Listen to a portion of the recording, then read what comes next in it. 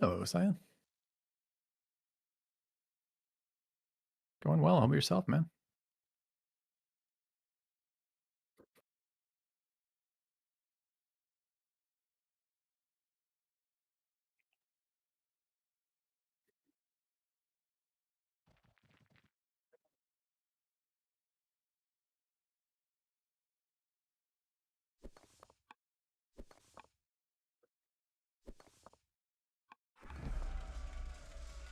By who?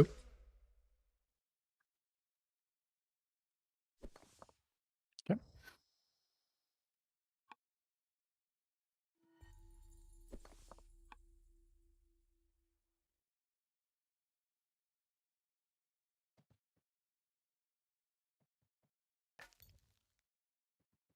Probably. But what you might want to do, sometimes Discord doesn't play very well with streaming software. So maybe what you do is close Discord fully and then recall me after you have your audio sorted.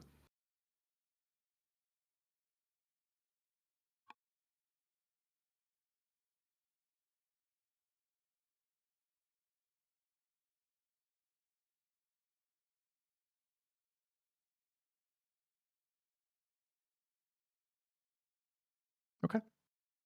I got to say, for the viewers, this is one of my least favorite dual mirror starts is the heavy pasture resource start. Because there's only two civilizations, two nations right now that start with husbandry, and those are Persia and Hadi, which is the matchup we're seeing. So it tends to make a very predictable set of picks from the players. Now, I think PBM had first pick, although I'm not 100% sure on that. Either way, his faction went down first, I believe. So he's chosen Persia out of this. And Persia versus Hadi as the recurring match when everybody starts with a bunch of pasture resources. So we'll see how that goes. See a schemer, which is, I think, a very, very strong start, especially when you have access to the 50% harvesting bonus that Persia does.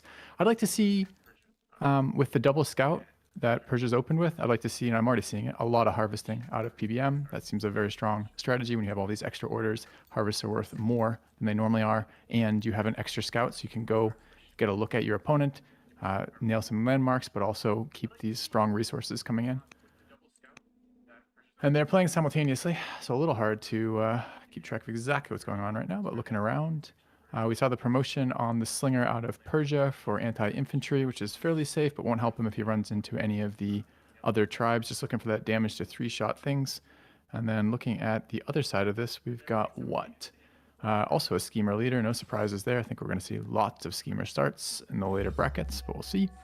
And a general is doing enough damage? Is not. This general is a pretty weak one for whatever reason. Looks like charisma. Why is this general doing so little damage to these barbs? It's the charisma. Yeah, my audio should be fixed now.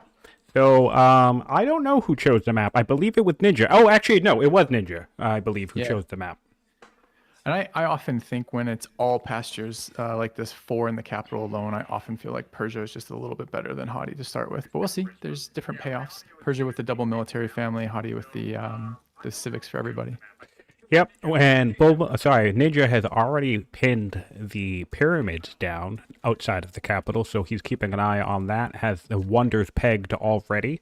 Nice to see that he already took a look at what wonders are in the game, and he's going to play to that advantage. And let's see if BullMoose has any pins up just yet. No, he doesn't. Taking a look at this, man, again, another Persia advantage right off the bat, in my opinion. This is a quad marble city. That is incredible for statesmen. And Hadi don't have access to statesmen. So this will be a one-sided thing. This will be, if ThePurpleBullMoose has a 4-law timing strategy in mind, he might be interested in cleric family, but this is going to be very hard to say no to a statesman family with four marble there. It's just going to be incredible for the decrees later. Yeah, interesting. All right. So on the flip side, what do you? Let me ask you one question. Then I'm happy to hear your intro again. What would you do with the quad marble city as Hadi? What family? If you settle landowners. I would do landowners. You do landowners again? I do another landowners. Yeah, that's what I would like to do. That because that's going to get you those. If you send a landowner's settler from the capital over there, I might not do it right away. You're going to get that extra citizen, and then it's going to get you all of that marble online super super quickly because you can also migrate a capital worker along the way with it. So you'll get those improvements started up, and you'll have the citizens ready to go. So I like if I see a lot of marble, I will do that. And alternatively, what else? Another thing I could think of would be traders. And the reason why I think of traders conceptually is because it's going to get the elder officer online quicker. So there's that as a possibility. And then. You mean the elder shopkeeper? Yeah, sorry, elder shopkeeper. That's what I meant. And I'm just trying to add an echo here on my audio, so I'm trying to delete that. All right, and we're back. I didn't even bother responding because I knew it was you. Hey, yeah, no, I caught it. All right, so hopefully that'll be fixed, and we're good to go. So yeah, just to recap a little bit, I wanted to talk about where the players are coming from in the tournament. We have both players here. It's a round 4 elimination match. PurpleBullMoose, before ending up in the elimination bracket, had won every game, 3 games in a row. And then it was Klaus Koala who booted him down into the lower bracket. Meanwhile, on the other end of the spectrum, Ninjaa actually lost his very first match of the tournament and got sent down to the lower bracket immediately. However, he as well has won 3 matches in a row to get to this point. So apart from his first initial loss, which admittedly was a bit of an upset, he had enough things in his favor in order to win his first match, but he made a couple of crucial mistakes. And since that time, though, he has been undefeated. So I think this is going to be a very, very interesting match between both players. There's an interesting little thing that happens when both players are playing schemers. The first person to declare war gives the opponent the extra order first. Extra order from the war first. So I believe they've already met, seeing as there's a ninja scout all the way across in Persia's lands already. They haven't met. They haven't met. Oh, they have not met. Yeah. Okay. It'll probably take a little second for one of them will have to actually spot the city because they can't see each other since their scouts are invisible. But yeah, let's call attention to that, though. We pretty solid map scouting from the Moose. He's already crossed his way to the other side of the map. And if we look here, we have Hati attempting to do something similar. Yeah, he's all the way over here now as well. So that's really nice scouting for both players. I think we're going to see a lot of strong play for both players here, although One difference right off the start. There's an educated schemer versus an eloquent schemer. Mm-hmm. So yes. Educated tends... It's interesting. It's not there. Educated is actually in the capital. I don't know if they agreed to not play intelligent. Did the intelligent nerf go through? Why educated over intelligent if you're going to be in the capital? That's a great question. It's possible that they discussed not playing intelligent. The nerf should be hitting live tomorrow, so maybe it was also a question of if they only played 20 or so turns. Maybe they don't want to deal with it being nerfed in the middle of the match. Something like that. Okay. Yeah, a couple things going a little bit better here, I think, for Ninjaa. Just at this, or not Ninjaa, excuse me, for PBM, just at the beginning here. The family immediately going unhappy for the haughty landowners, and then that general itself having, I don't think it impacts their offense, but the general not being strong enough to 3-shot that camp made that a little bit slower, as opposed to the other side, which was nice and smooth, which means the slinger ends up taking a bunch less damage. Both players opted to stick their schemer in the capital, which is there's some more decisions on that than it looks like right off the bat. It's kind of weird. I suppose for the settler, for PBM, it makes a little bit of sense. The rider family is going to generate a lot more generals and governors. But for the landowner family, the opposite is true. Yeah. And you get the 3-to-1 ratio of empire-wide combat bonuses while you're a general getting promotions as opposed to a governor getting promotions. So both of these plays suggest they're looking for a more econ-focused promotion tree on their leaders, or at least that's the impact of their decision to do that. The other thing that surprised me about not running the schemer as an general for the Hittites is that they have the landowner's opener, so they don't actually shave a turn off of that initial settler by going for a governor. So normally when I start landowners, that's an opportunity, or someone like Babylon, because they have fast growth too, that's an opportunity to take your leader as a general if they aren't necessarily a strong governor. You do get the extra one science from the schemer, but I probably would have preferred having him as a general, to be honest. They're doing some weird things here. Neither player, despite it being a mirror map, so they know exactly where the other player is, neither of them have actually chosen to meet each other, instead looking like they're trying to scoop up all the landmarks, which does make some sense with the schemers. Hmm. A couple other interesting things. Ninja did settle the double landowner city, like you suggested, and he has done that. And he is now pushing ranchers in his capital. This is one of the interesting things that Hadi do fairly well, which is they can jump right into Judaism with the double rancher upgrades. Now, it's expensive early. Yes, it's going to be a big growth city, and pumping out additional growth out of that city means you can spam settlers a little bit easier once it gets going, but it is a little bit slow to run that out right now. And since it's not shrine based, you don't get that nice, you don't get those nice acolyte culture and science. You just get the rancher stuff, which is okay, but it's not as good and it's more expensive. So I suppose versus Persia, though, you do run the risk if you don't do something like that of getting fully locked out of the early religions. Persia has the developing culture event that can give them Zorro, right? So they sometimes can just scoop both religions out of nowhere. That is true, yeah. We'll have to keep an eye out on that. I'll be curious to see if that gets tagged for competitive mode, because a couple people have mentioned that already, and I do agree that's probably not the best one. Persia already has plenty of bonuses on its docket. I don't think a free religion should necessarily be another one. So shrine going up in Persia's capital, quite a nice one. That is the level shrine. Tends to be very good for Persia, especially if they can polytheism and stick that everywhere.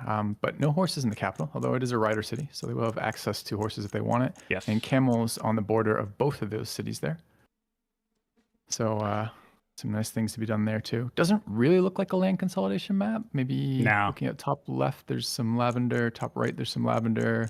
Not much else. Camels in the core here, so maybe if we're feeling cheeky and want to do camel spam, that would be a motivation. But if we're thinking about science and groves, definitely not really a map for that. Yeah, and I actually have to agree. Fluffy points out the growth situation. You definitely don't get the same level of culture and science off these ranchers, but I kind of dig this opener here. I think what would be interesting too... Sorry, go ahead. No, go ahead. No, go. It is nice that it's a landowner capital, right? It makes it a little bit less painful because landowner capital does discount the ranchers in a way that they wouldn't discount the acolytes. Yeah. So actually cheaper than, I think so what is it? It's a 50% discount. So it's 30 as opposed to the 40 of an acolyte. So it is cheaper, and they have the base inherent +2 from being haughty. So it is actually faster and cheaper to upgrade those sheep than an acolyte would be in that same spot. Right. And then it's going to pay we're going to see how it pans out, right? But I think the problem we're having now here with the Hittites, unfortunately, is our our clear speed has slowed down. And now we have schemer tricks happening. First aggressive play of the map. We have the ThePurpleBullMoose camping the free site. Classic schemer trick. Love to see it. Haven't seen that in a while in the tournament, I don't think. We have seen it, but it has been a little bit. What is the sight line on this? That's actually visible to the haughty player right now too, right? Yeah. Yeah. So Bullmoose doesn't know that he's not building settlers right now, so it probably doesn't bother him quite yet. But I agree, the clear speed is really bad right now, and that warrior's in a really crappy spot too. I suppose it's going to move up closer to another site as it heals up, which would be good for it since it took a lot of damage there, but that is much slower. Fluffy, it's a sacred and profane event. You guys disabled the regular ones, but sacred and profane introduced a event that is specific only to the Persians. And pretty sure it's not often competitive. It's not often competitive. Solver, you guys are looking at the wrong one. The base normal events are disabled in competitive mode. They're the specific one in sacred and profane that is enabled in competitive mode. Wow, not expecting that. So third family pick from PBM is clerics. So he has decided to entirely forgo hunters, and that's a city with double camels, so double camps right there. Crazy. Also, Sentinel, man. Sentinel, so hard for me to pass up more than anything. Yeah, I really don't like that. I mean, what this suggests is a very clear game plan to pick up a timing push for laws, right? Because what's the payoff? Clerics are pretty garbage by and large. The only thing they're really bringing to the table is that free law. So yep. Yeah, all right. So it looks like Solver's getting to work on that Persian event. So thanks, buddy. Thanks, guys. Thanks for joining in. Thanks for chatting. Also, since I apparently was muted for the first 5 minutes of my thing, I want to say my whole intro, by the way, for everybody else. Thank you all for joining us live. If you're joining us after the fact on YouTube, give us a like and subscribe. Also, I wanted to point out, because somebody brought this up in Discord, these are live recorded matches. The players are currently playing this live. We have people joining us on the stream live, chatting and participating. And yeah, so we are not reviewing a game that has already taken place. We are actually spectating live in the moment, offering our commentary and trying to see what we can see and getting in on the action. But yeah, appreciate you all being here. And we, again, have Filthy Robot as my co-caster in case you missed his introduction as well, or at least me introducing him. So thanks for being here, Filthy. Yeah, glad to be here. I'm bummed though. I'm really bummed about that cleric's pick. Yeah. It's just, it kills the part of me that loves the synergies. Is just so disappointed that he passed 3 camps in that site to get like 1 earlier law. Okay. It's just painful. I wonder if it'll bite him too. Both of these players playing unique units, right? Or both of these players' unique units are horse units. Yes. And let's say that Persia does go for the unique unit timing push here. I suppose it's possible he catches the haughty player before he has a chance to pick up land consolidation, but Camel's a nice counter. It's a horse unit. Yeah. And it's a lot cheaper to produce them. And there's a lot of arid and sand tiles here, which means the camels are getting their bonus. So they're going to be double bonused versus horses, both on the anti-horse promotion and as well as the terrain type. True. It'll be interesting. Although looking around, perhaps the center. Sorry, didn't mean to cut you off. Go ahead. No, it's all right. But I mean, like the camel advantage could go to both players. If BullMoose tries to lean into his unique unit, you can Hattie can also rely on camels as well if he wants. There's plenty of arid terrain to fight over. Pretty much the majority of both sides of the map, apart from this center passing, are all over excuse me, arid or desert. So that's going to be a prime spot for camels. I'll be curious to see if someone prioritizes land consolidation not for the science, but for the camels specifically. Yeah, it's a little odd, this setup, honestly, because although you point out, and rightly, let's just make the same comment to some degree about the arid. The only spot there isn't arid is exactly the spot there's most likely to be conflict, which is the middle. So maybe it won't come into play at all. Be surprised though, because if you're trying to siege into this territory, right, these front tiles or these tiles surrounding the city, that's going to be on the bottom prime for defensive camel play. Yeah. There's only one center city here, and it's on the island. Yes. So that's interesting too. The island is very small, not a lot of land tiles on that at all. In fact, let me go around and do a quick recap of the map, because I haven't actually done that yet. So on both sides of the map, we have 1, 2, 3, 4, 5, 6, 7, 8, 9. So that's 18 on each side with 1 in the center. Sorry, 18 totals with 1 in the center, so 19 city sites on the map. We have the Vandals out on this cool island. Some more Vandals up north. There were Thracians down south. And then the rest seem to be Barbs, with exception of these 2 corner sites as well. So it's basically just Thracians and Vandals on the map. Big hit on that scout. All right, we have a hit on the scout, and I suspect BullMoose will pull him off into the woods there. Yeah, so one thing that does disappoint me is I would have liked to see a warrior first from this landowner city, even if we were going double landowners to start. I think you really just want to make sure that you can stay up on your clear time. So even an 8-turn warrior would be great.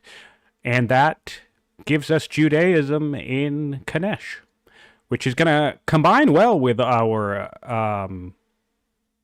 marble here. We're going to have quite a bit of civics in this city. We're already at 12 because of the Hattie and Holy City bonus. Yeah, it'll be really nice. Yep. And as landowners, I didn't see if he picked it up as a purchase or just borders got there, but there is now a pyramid. There is now an arid tile inside the Landover capital, so he can build those pyramids that he showed that he wanted to do. Yes, I'll be curious what he decides to do tile buying wise. It could be interesting to see if he would tile buy out to the northern marble here and put those northern marble in the cap. If he's looking for high civics in the capital, that's an opportunity. That's one thing I really like. There's also iron out here, which is really awesome. You can extend this into the capital. Let's see if we've explored this. Did you see the scout get swapped out for bringing the full health one in and swapping the low health one out? Classic. Oh, this is great, great, great. Cool. I can't actually tell the impact here. On the one hand, this wounded warrior tactician really would like to heal up and move on to start clearing. But on the other hand, it's a single wounded warrior tactician. It's not, and there's no settlers out. So on the one hand, it's not doing anything whatsoever. So I don't know if this is good or bad. It's certainly entertaining. Yeah, I think it can be hard to analyze the effect. So if nothing else, I think maybe morale. You know, you really get under your player's skin, tilt them a little bit, get them frustrated, throw them off their game. I think it's better to do that, you know, in the first 10 turns than just kind of let them relax into their comfort zone. I don't think Bull Moose loses much here because if we look at the map, I'm pretty sure Bull Moose has explored quite a bit of it. So, you know, I guess that scout that is wounded, he could send north now. Yeah, I keep forgetting which side I'm looking from. If I look at Bull Moose's side right now. But Ninjaa has explored more of the map, which is good for Ninjaa. So, I mean, that does demonstrate the cost of this type of harassment is that if you choose to camp a site like this, that does mean you're no longer scouting or harvesting, which of course is a trade-off, as all things are in these types of games. And again, this is double schemer. So the trade-off of schemer is you burn a little bit of legitimacy early. You make up for this, you know, tenfold pretty much, almost literally. You really do. It's insane. You're getting. It's insane. But you do want to spot all the things if you can. And with double scout opener like that from a Rider City and Persia, I really would like to see one of these scouts both filling in a couple of those gaps in the fog for him and also coming back for the harvesting. This is Persia harvesting. He's not doing any of it just to play, you know, 1 turn, 2 turn, hold on the city. He's just seen his opponent found that religion. He knows that his opponent took a bunch of time off from building settlers to do that. It can be tricky to pick up on those type of things, though. Like, obviously, you want to try and have that level of awareness, but I think in a network game, sometimes you can not even clock that. Like, you can be like, oh, my opponent just founded Judaism, and then not, even though you acknowledge that, not necessarily immediately register, oh, he must have spent 8 turns building ranchers and doesn't have a settler coming down the pipeline. In fact, on the notion of landmarks, I want to look at, we have 8 named landmarks in Persia, and if we go back over to the Hittites, we have only 2 named landmarks and then 3 discovered ones for the Hittites. So actually, despite having more map revealed, it does look like Persia has made out with more discovered landmarks. Yeah, I probably got there first from the looks of it, and he ought to have with schemer orders and open second scout, right? He opened Rider, so the extra orders off Rider capital as well as then 2 scouts. I mean, the Hittites here have access to a Rider family as well, and I'm expecting we'll see that, but he just hasn't got a 3rd city out yet. Yeah, Rider is openers with a schemer is one of my favorites because just having those 2 scouts is really incredible, especially when you have the orders to throw them around the map. Yes. Yep. Having an extra mobile unit that gets you more legitimacy by being around as well as telling you all the things you need to know is very good early. Yeah. Yeah. And I mean, in this type of arena where it's like a duel or maybe like a, you know, not a map that's too big, you can really clear the map in just 15, 20 turns. I mean, if we go back over to Bull Moose's visibility, he has most of the map cleared here. And, yeah, that's not even turn 15. It literally turned 15 now. It's turn 15 and he's only used his schemer thing twice? Is that what I'm saying correctly on PDM? Yes, twice. Yeah, I see that. I think that is an underutilization of having the extra units and having that schemer orders available to you. I mean, look at the terrain around him. It's gems for 15 culture, marble for 15 marble, and then, you know, 4 marble sites around him, all in harvesting range. Or, which I know you love for that science boost, and camels for that early food boost. I mean, it's just like so many good harvests over there. Yeah. Oh, he's getting a nice fire shrine over in these woods here for his cleric seat. That's not too bad. Again, that could be hunters, but it's not. So still, whatever. Decent spot for Yeah, it. one other surprise by that is not only is it clerics, which is kind of meh, but it gives up his second military family in a 1v1 duel on what's the size of this? It is as small as it gets, right? This is Yeah. duel and square. Yeah. So this is as small as this particular map. They chose a arena in which they're expecting a lot of conflict on a map of that size. It's odd to me to give up the two local training. Again, this is very focused on a timing push. If that is, Yeah. despite the terrain, despite the families, this is what he's going for.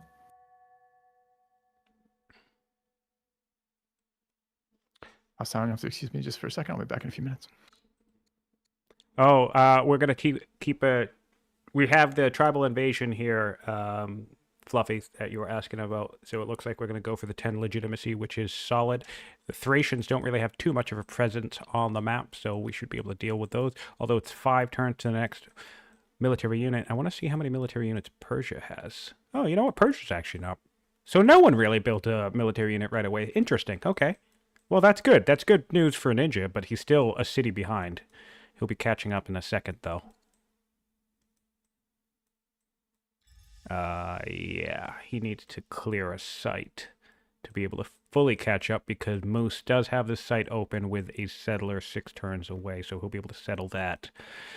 So yeah, we need Ninja to get clearing another site. And this actually, though, this highlights to me, if we look up at this barbarian camp by the extra marble north of Hattusa, this is the type of reasoning why I like to see a second military unit so quickly, is because you're finally going to be healed up next turn with this warrior. You still need to clear sites, and you still have to wait another 4 turn for another unit, which, I mean, you're kind of going to have to because one unit can't clear this whole camp by itself. So, I mean, you could probably get started by, like, hanging out in these woods or whatever, but, I mean, it's going to be tricky. So, yeah, you pretty much have to wait for the unit.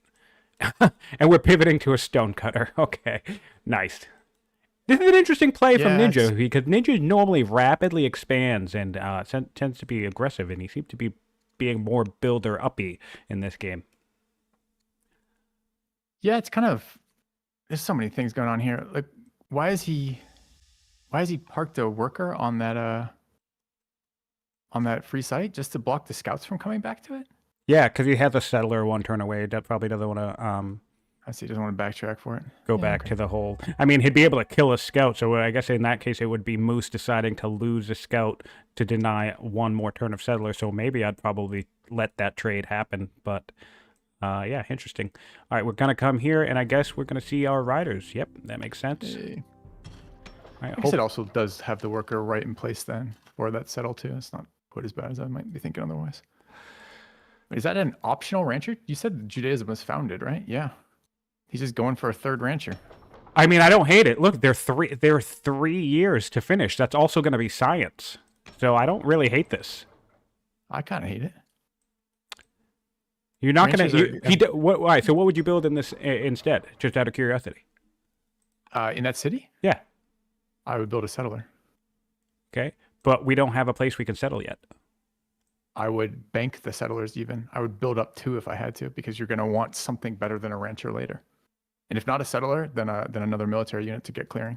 Either way, I don't see the point of a 3rd rancher here. It's growth. It's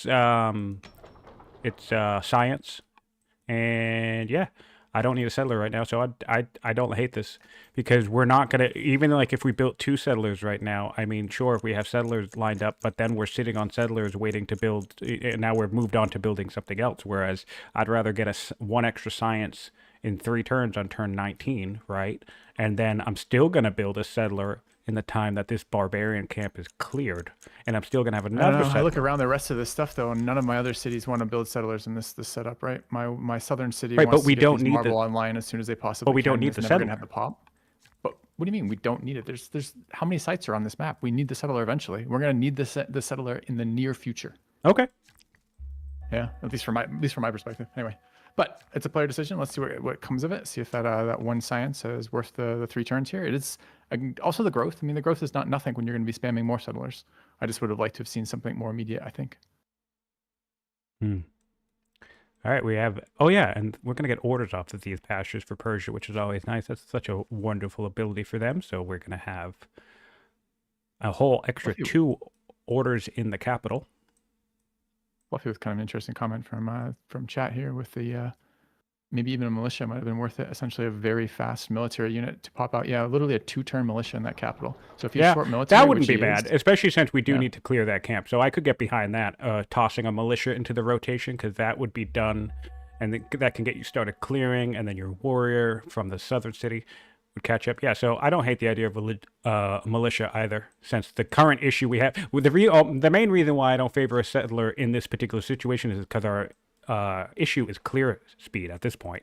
So even if we had 5 settlers, it's like we wouldn't be able to use them until we get a site. So I try to maximize the way I try to optimize it is make sure that the things I need are coming online when I need them. But in this case, yeah, I think an extra militia actually might make more sense than a rancher. Surprisingly, it can be hard to wrap your head around bringing in a militia into the game. I think because usually they're garbage, but they do have the ability to put in a lot of work when you need them. And it never feels bad when they die. It always kind of feels a little good. Yeah. They're one of my favorite things to throw into a really like having a few militia in a combat when things are really heated, like 60 turns from now, and just being like, oh wow, I can body block with this piece of trash is really great. And we have the pyramids coming online for the Hittites. Secured the pyramids. I hate to see it started with a wounded worker, but okay. Yeah. I probably just wanted to make sure he locked it down, which I can get behind.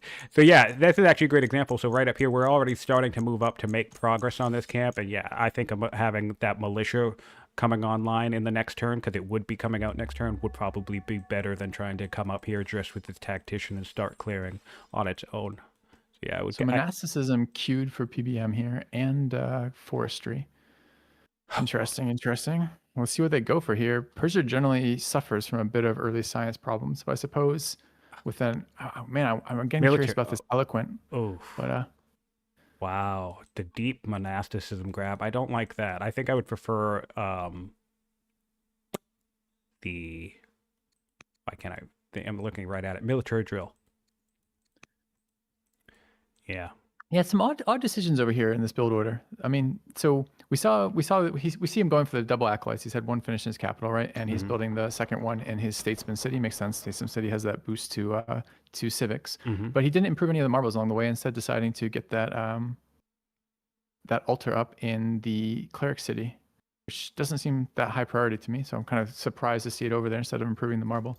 And then the statesmen are not happy, so he doesn't get much of the boost he could be getting from that family for the civics. So I get that he wants the religion here. I just the marble also has local civics. It's strange to me to see the worker not there doing that.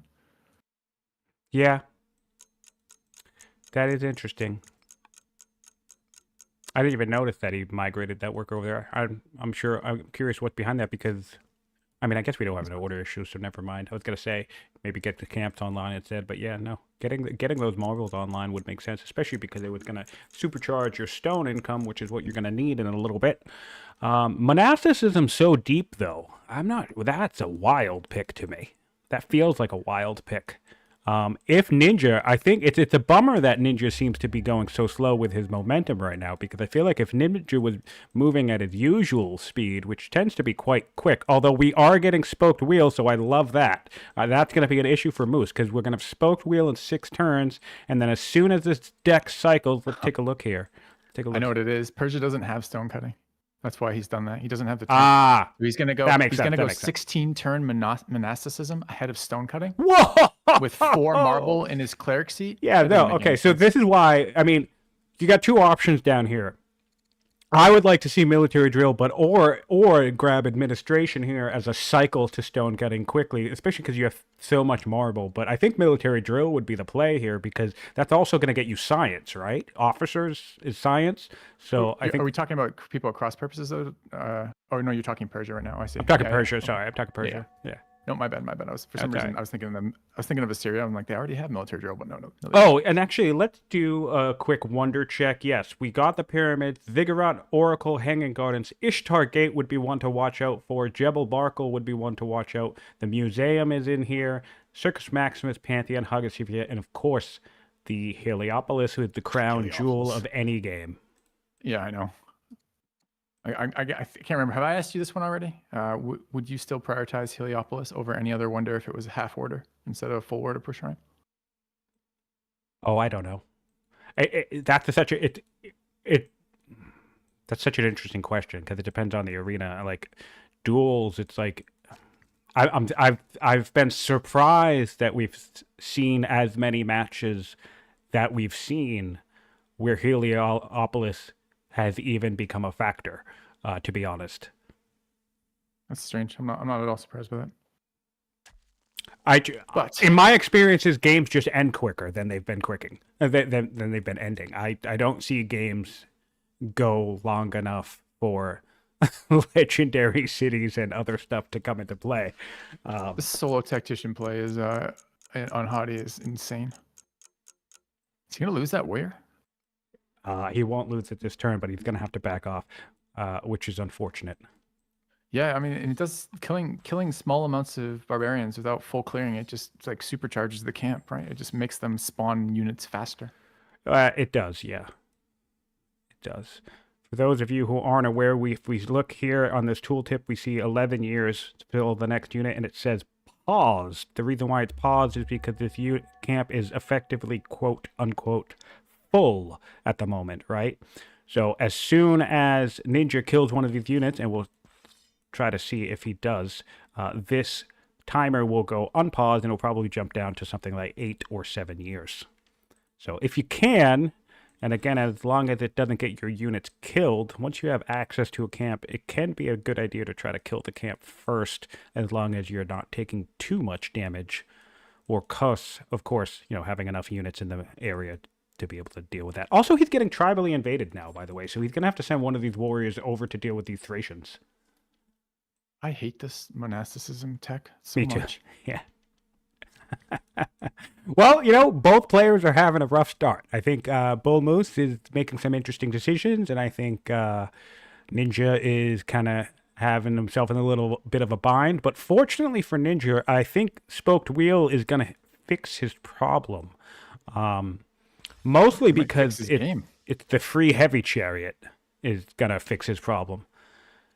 Yeah, I suppose at the moment, no horses at all, right? So he can't even build a chariot. I suppose, has he imported already? He's not yet imported in his rider seat, but I would expect with him teching chariots like that, we will see him import a horse into his rider seat. So what would be the best luck for Ninja at this stage? Because we can look, for those of you following along, we have a discard pile. We don't have a draw pile. So once we finish Spoked Wheel, that means the free tech from Spoked Wheel could actually shuffle directly into our next hand. And that would probably be the best possible outcome for us, because then we can go directly into our free unique unit, and then our clear troubles will largely be resolved. So we'll keep an eye out on that in the next 5 turns, see if the heavy chariot comes down the pipeline quickly. So, I mean, the upside of monasticism is that your shrine per city becomes an order per city for every city, right? You're going to have both access to polytheism and divine rule as clerics. We're seeing some roads coming out of PBM right now. Not super excited about that particularly, but they'll be useful sooner or later, I suppose. But also, this start seems to have slowed down a little bit. He did take the time to build the double acolytes, spawn his religion, which makes some sense, and is now building units again to kind of catch up. But yeah, very slow. And man, the marble. This is going to be so long before he gets stone cutting. That's the biggest thing that surprises me about the monasticism grab, is that he's basically deciding he has 4 marble in this location. He has 3 in this northern location, right? And he's thinking, I'll wait till turn 35? No, 30 till turn 40 before I start harvesting my marble. That seems a little weird to me. Wow, I just noticed that this Hadi schemer has 5 discipline from somewhere. Wow. Where the hell did it get 5 discipline from? It starts with 0. That's a great question. Events, I suppose. Take a peek. But that is one of the biggest weaknesses in the schemer early game, is that they money solves all your problems early, right? When resources are cheap and you don't have a lot of resource Oh, generation, especially of some of the rarer ones, having so much early income is really good. so this live and let die event, if you don't use the typical event that the typical outcome. I don't know. There's a couple of options, and one of them lets you get 2 discipline right out of the gate. It's just a Hmm. flat, just 2 discipline to your character. So that's one that I can tell, and I'm sure he got the other three, because he's not even leveled up yet. He's Yeah, about to level up. So that's he a got level 5. 0. He got 5 discipline from events. That's awesome. Yeah, that's so much. That's so crazy. That's 160 gold per turn. All of his income right now is because of his Yeah, king. That's exactly. crazy. Yep, Good for exactly. him. Good for him. All right.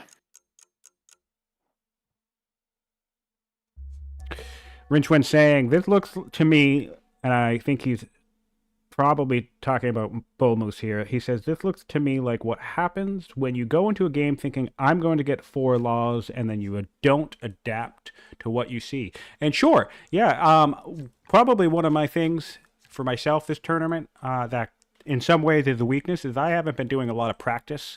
I know a lot of players have been doing a lot of practice matches, keeping their skills up, and I think there's a lot of value to that. I think certainly one of my weaknesses is tactics against human players, so getting more games where I can play against a human would certainly be to my benefit. However, I think one thing that players a double-edged sword of that is that sometimes I think players practice specific strategies like I'm going to do this and then I'm going to do that and I'm going to get this on this timing, and then they kind of play that regardless what the scenario is, whatever what the map is, or what maybe they end up picking a different nation or whatever, right? And I think that can be a bit of a mistake if you feel like you're too zeroed in on a particular tactic and you rely on that too much. Adaptability is key. Yeah, I think that's probably pretty accurate. Seeing some interesting things from PBM over here. He did road up. The road does connect both the other cities, so a Yep. little bit better than I was initially thinking. Roads are going to be expensive for him since he has no stone income, but he is okay. His schemer also having picked up 2 discipline, so not as nice as 6, but still something to help with that early game. Little sandstorm taxing his units for orders, but his schemer, that's probably just basically a turn off for each of those units as he heals, so it shouldn't be an order actual problem.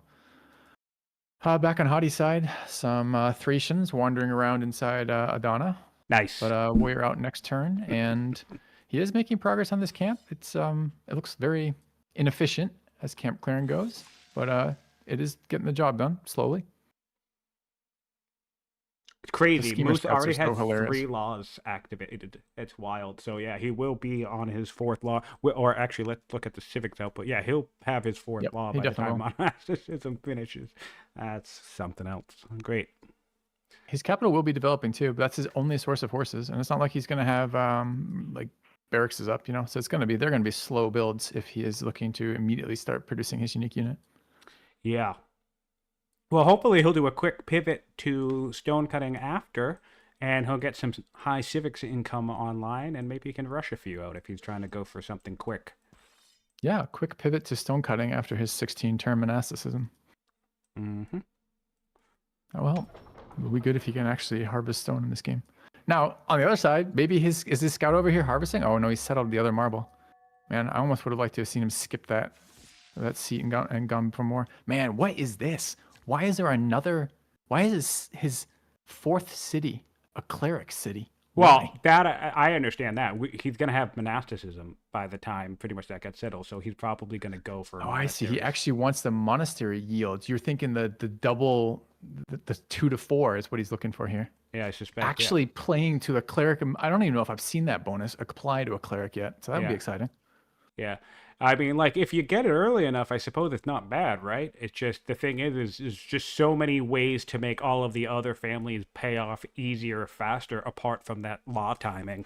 And if the game does go long, I mean, he'll probably be happy that he has it.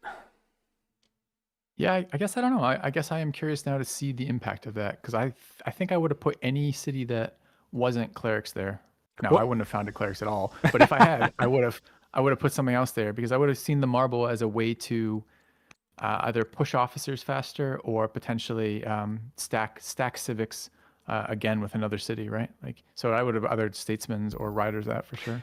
Now, what I would like to see is if we get an event here at some point for the Persians that can get us Judaism. I would like to see Moose take advantage of the fact that he's going to have early monasticism and probably try and set some Judaism up in his empire too. That would be very interesting if he had a fairly large number of cleric cities relative to what we normally see, early monasticism and double religions. That would be very interesting. That would be great. Yeah. Now, there is one problem here, which is monasticism doesn't enable you to just build monasteries anywhere. They have to be built in cities that have a religion. Yes. And at the moment, and the religion, the appropriate religion, right? Mm-hmm. So at the moment, he has only the site where it was founded, that statesman seat is the only place that has a religion. He's building a warrior there. He's going to have to build a disciple there and start spreading that. Otherwise, it's going to give him no value when he gets that done. Yeah, and it's going to be tricky too, because you're going to have to make a decision there. You can't really double up with Judaism unless you're willing to adopt Judaism as your state religion. And it's not like this Zoro city has particularly that much growth to rely on it pushing out disciples on its own. So yeah, it'd be interesting. No. And the place that has the most growth on that side is the capital, right? Yeah. And that capital is going to be building settlers, and then it's the only place right now that can get horses. So it's going to be the place that's also building his unique unit. Does it have time to build disciples? Seems unlikely. It really just depends on, things like that come down to timing. It's like, are you trying to play a 50, 60 turn game, or are you trying to say, I'm playing the long game? And I think that very tricky decision to make. But it can influence factors, a lot of different factors. Like I would be, if I know I'm playing a long game, I have no problem building, the disciple in my Zoro seat, sending it to the capital and building, 2 disciples from my capital, because I know they'll come out in 3 turns each. But if I'm really rushing, too. What? Yeah. But that's going to cost him. It's going to require state religion to do what you just described, and a state religion is going to compete with his civics, and he's going straight from monasticism. So presumably he wants it. I mean, he might have 800 by the time monasticism finishes, just because it's taking him so long to tech this. And that's the thing, right? And that's why I think it can be difficult to conceptualize how you're going to take advantage. Wow, he's doing.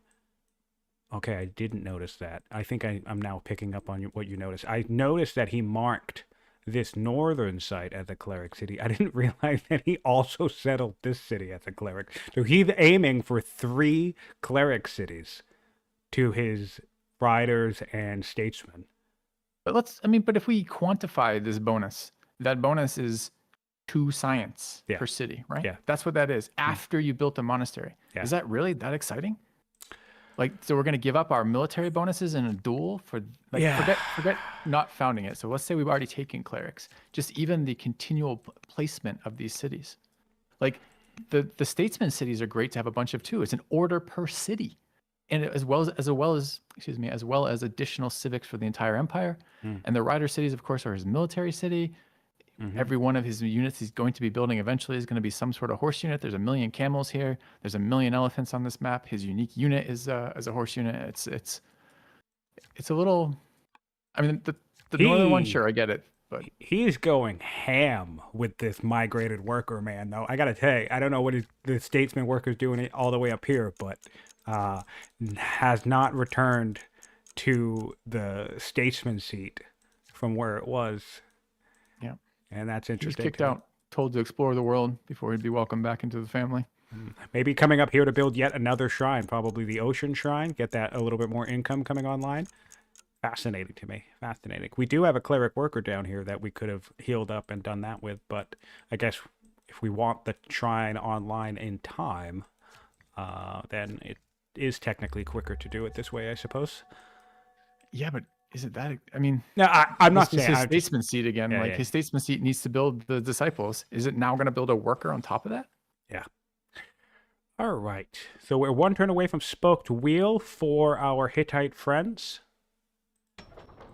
Really liking this quarry in the middle here of these 2 marbles. It's going to give a slight boost to both of the marbles adjacency, which I like. Yep, and we're already seeing a 3rd. God, this is why I love Lantern owners so much. We're already seeing a 3rd stonecutter coming online right away. Fantastic.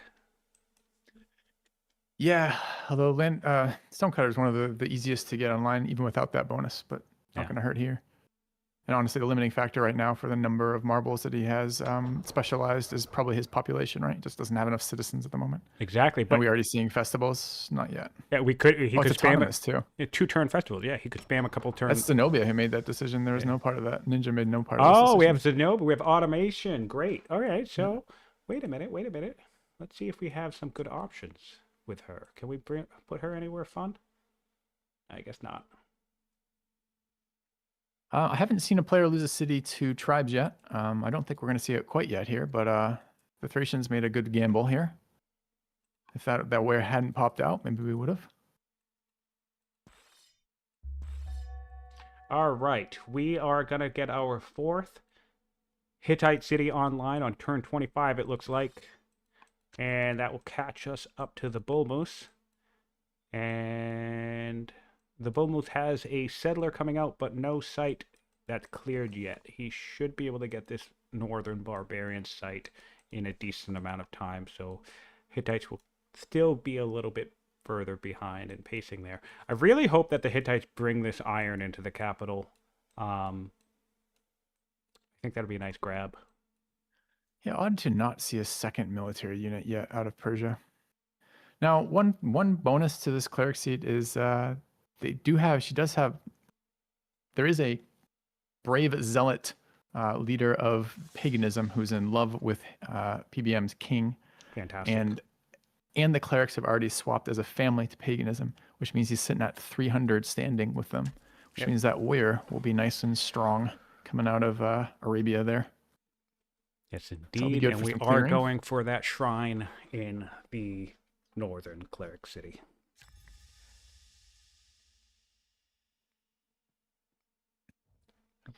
Yeah, I mean, that is very much a setup for, well, it's divine law, right? So divine rule, rather. So it's an order per city doing this. Could be 2 orders per city if those were statesman seats or statesman cities. All right, so we're 9 turns away from monasticism. So that's looking at turn 33 there. Turn 33 or less, most likely. We'll probably get a science boost from somewhere along the way. That tends to happen. And nice. We have 2-turn, heavy chariot. Fantastic. Love to see it. Exactly what we want. Much less impactful. There's a volcano eruption going on over here, but it does nothing to this particular setup. So it doesn't get the same order tax. A little bit of an advantage there from the calamities. There's the settle, more marble. Really just couldn't have gotten a better roll than that. We have, look at this, we have a 6-turn, a 6 technology deep draw pile of all the things that we literally just reshuffled and we managed to get the heavy chariot in this first pull. Love it. Love to see shit like that. And we did go traders on the coast here. I don't hate that. Does give us access to the elder, shopkeeper, and of course, as we can look along the coast, there will be a decent trader's location in the north as well, and of course if we take the islands. So yeah, sure, not too bad. Going straight for the elder shopkeeper. What are we going to do? We're going to do patrons. Like, we don't want to do patrons there. It's his 3rd family, right? Or his 4th family. Yeah. Now, interesting. Yeah. Interesting. So there's another interesting byproduct of this marble that I don't know yet how it will play out, but has some repercussions that will be seen here, right? Mm-hmm. So both players, so eventually PBM is going to get around to building those marble and getting them online. And at that stage of the game, by the time that happens, he's going to start wanting things like garrisons for sure. And he's probably going to want things like barracks. And with his setup with polytheism and divine rule, he's going to be wanting shrines in every single city. All of these are stone drains, right? Mm-hmm. I think it's very unlikely that his stone production is going to surpass his stone needs in quite a while, right? Just because of the way he started this. Is so much stone being lost by not having this marble online right now. And then the flip is very much true of the Haughty player, right? Who has a ton of marble online, is going to get a ton more marble online. Yeah. I think all of these early wonders are going to be basically free grabs for the Haughty player if they want them. Oh, yeah. Now, they might overinvest in them. They might spend a bunch of worker time they shouldn't be. They might dump all their civics doing that, but they might also just be able to cherry pick the best wonders of each tier. Well, the other thing the other thing that you want to worry about, right, is we talk about the idea of what happens when you establish borders, what happens once we hit the mid game and we start running into the realm of, oh no, there might be conflict, right? I think the last time you want to be running around trying to get your economy online is in the mid game. Like, you don't want to start building your first quarry on turn 40 or turn 50. No. Like, you can maybe get away with that sometimes, but what are the situations you're getting away with that? Okay. One of them is if you have the trader's family, which Persia doesn't, and the other one is if you have slavery enacted, which Persia opted for freedom instead. Oh, I didn't So notice freedom. That's even more yes, painful then. So so there's it's like no. I'm just not feeling this delay here. Uh, I think if I were making a conscious decision to neglect stone cutting for something like a deep monasticism grab, I would bite the bullet. As much as I loved opening with freedom first, I would bite the bullet on the growth reduction, and I would sit in these. I think what was this? This was a 16 turn monasticism. I would Yeah. have all those 16 turns with slavery enacted. That way, I get that income and making up for the fact that I'm going a very, very long time without quarries. Possibly, but by going monasticism like that, you double down on the need for growth, right? Because you need to build those disciples, and freedom's going to benefit that too. True. So Yeah. I don't know, but what I do see is this, right? I mean, the pyramids are in the capital of Hadi. That's going to be more culture dumped into that city. Uh, Granted, he doesn't have shrines, so he doesn't have the paganism culture of Pur, but I expect the next wonder we'll see is probably going to be Ishtar Gate, probably again in that capital, although not necessarily. But and those two wonders probably give that enough culture that he's probably first to strong, and he's probably the only one when he gets to strong that has the resources to spare to pick up that wonder. So it probably gets to museum as well. I'd be surprised if I see any of those three wonders go to Persia this game. Yeah, I fully expect. I mean, we're already making 72. Um, this is so great, actually. I love this so much. We're already making 72 stone per turn in the Hittites, and my boy Ninja is building a flatland quarry on an arid tile in the middle of nowhere. It's not even adjacent to another marble quarry. It's just he's just building. So he's gonna be pushing wonders this game, 100%. I love it. I love it. No, What Kothan is not in this one. Colossus and Museum are the strong wonders. The legendary is Circus Maximus, Pantheon, Hagia Sophia, and Heliopolis. So some strong legendary wonders. Honestly, the wonders in this game are pretty strong for this game. Question from the chat. Grove situation on the map is quite light. We're looking at 3 in the north on each side. So just 3 lavender, and I believe that's the entirety of the grove situation on the whole map. Just 3 lavender on each side, in each corner. So not strong land consolidation for that reason, although there are camels right here. So if someone wants to try and make a camel play, that's on the table. Camels and elephants everywhere. And of So course, there are elephants, yes, quite a ways around the map as well. So we should see those. We should see them playing. Both of those units are very strong. Camel archers in particular are very good. And having a couple elephants yes, is just a very flexible. It's a unit that solves problems that can't be solved otherwise, which I really like about it. yeah, elephants I think are valuable almost at any stage because it's like even when they get to the point where you can one shot them with something like pikes, if sometimes just getting them where you need to go to like dislodge a mangonel or kick something off a fort can be worth the trade. Yeah. So that's really really cool. And if you're sleeping on disarm, and I'm not saying you are, but if you are, you should definitely check that out too. Disarm is super strong as well. Yes, yeah, disarm's always quite nice as well. So we see that heavy chariot out. That should really help clear speed, both the mobility as well as the raw power of UU out. Mm-hmm. That should be good It for can them. currently one shot anything in the region that we're looking at right now, which is quite nice. So 39 versus 28 on science. What is this science gap so large from? It's 11. Is it just the number of specialists coming up from? Yep. Yeah, he did all 4 of those. All 4 of those ranchers. Maybe I'm just sleeping on upgrading ranchers. Well, it's not even. It's not. See, cheekiness aside, it's not about the fact of ranchers. It's that it's just science, right? So it's like a comparison I've made before is what's the comparison I'm thinking of? Because I've been on the landowners train for like ever. People will say, oh well, urban specialists get you more science, right? And that's 100% true. But if in the time it would take me to, let's say, research military drill and build an officer, I could literally just have 2 miners in way less time, just because it's going to take me 3 turns for each miner in a landowner city. That's 2 science way quicker. You know what I'm saying? It's like, it's the science and it's a similar level of training way quicker. And of course, it's not hyper efficient, like 1-to-1 ratio, 2 miners versus an officer. Yes, the officer's more efficient, but if those 2 miners came to me 15 turns sooner than the officer, well, now I'm valuing those miners higher than the officer. So that's kind of the seeing thinking. that Zoro disciple be built. So they did decide to go down that route, presumably spreading to the capital. Does he have a second source of growth anywhere? Not really, right? No. Everything, all of the growth in this game thus far is The capital. Totally focused in the capital. Yeah. So he's going to have to spread that to the capital, adopt it. He hasn't adopted it yet. And he's doing decent on ambitions, though. He's 1 tech away from getting his first ambition finished. And what are we doing on ambition? Oh, no, this is the Hittites. So the Hittites has 2 ambitions. Oh, he had the Jewish ambition, which is nice. Kill 5 Thracians. He'll be able to do that. So that's going to really help his he's going to get 80 opinion for 40 years once he finishes that. That's a really nice grab. What are we looking at? Oh, it's clear 3 tribal sites in Persia. That one's deceptively hard to finish. Why?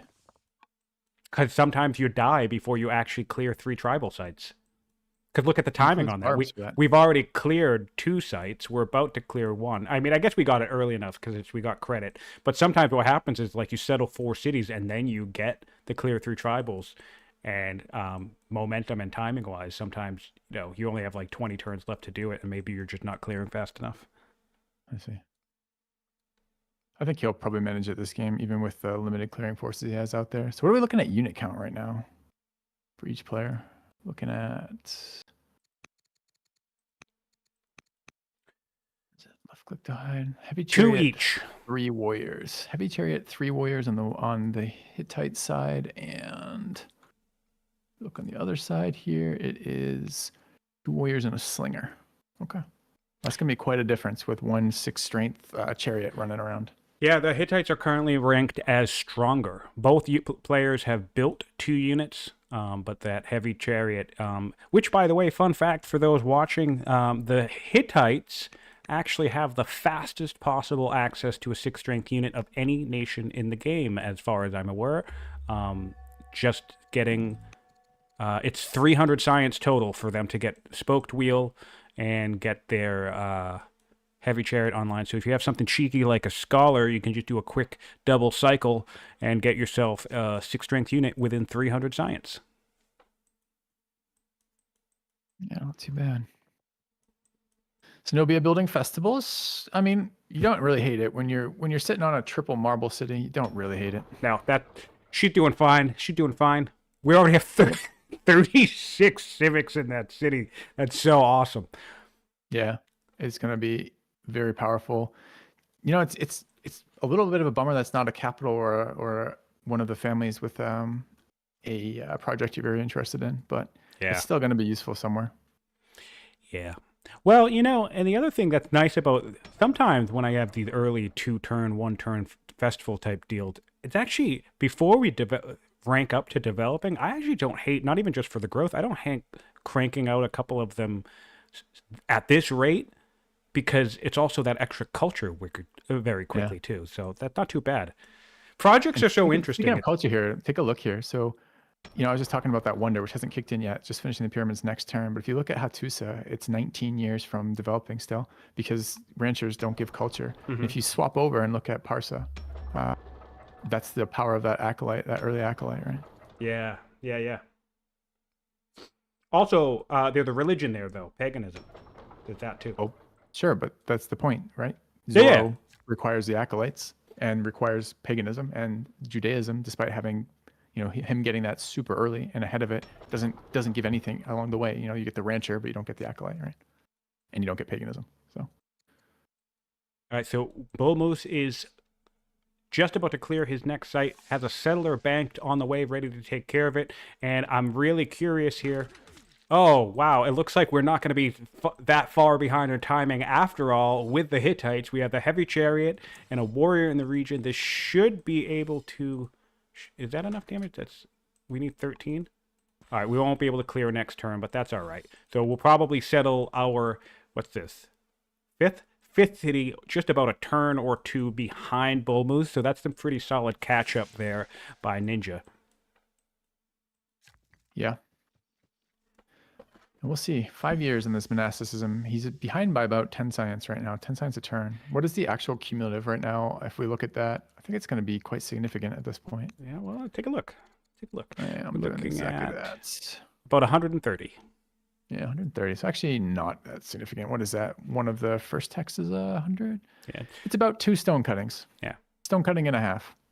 Well, tier 2 techs are 120, so yeah, it's about a tier 2 tech. It's like it's military drill, basically, or whatever, husbandry, which we started with.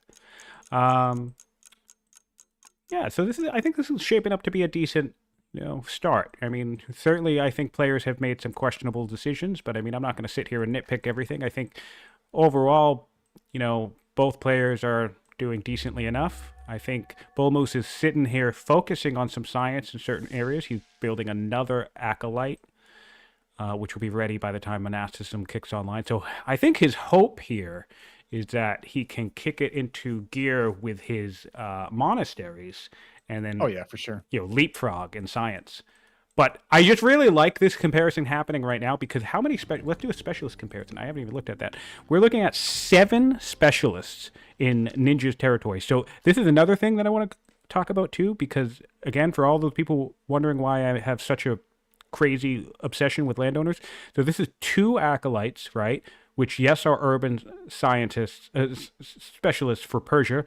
That's 2 science each, so that's 4 science, right, in Persia. But off of Settler, 3 stonecutters, 4 ranchers is 7 science. So for specialists right now, just because of that rapid rate of specialist production, we are actually gaining 3 more science in Hatti over Persia because of that.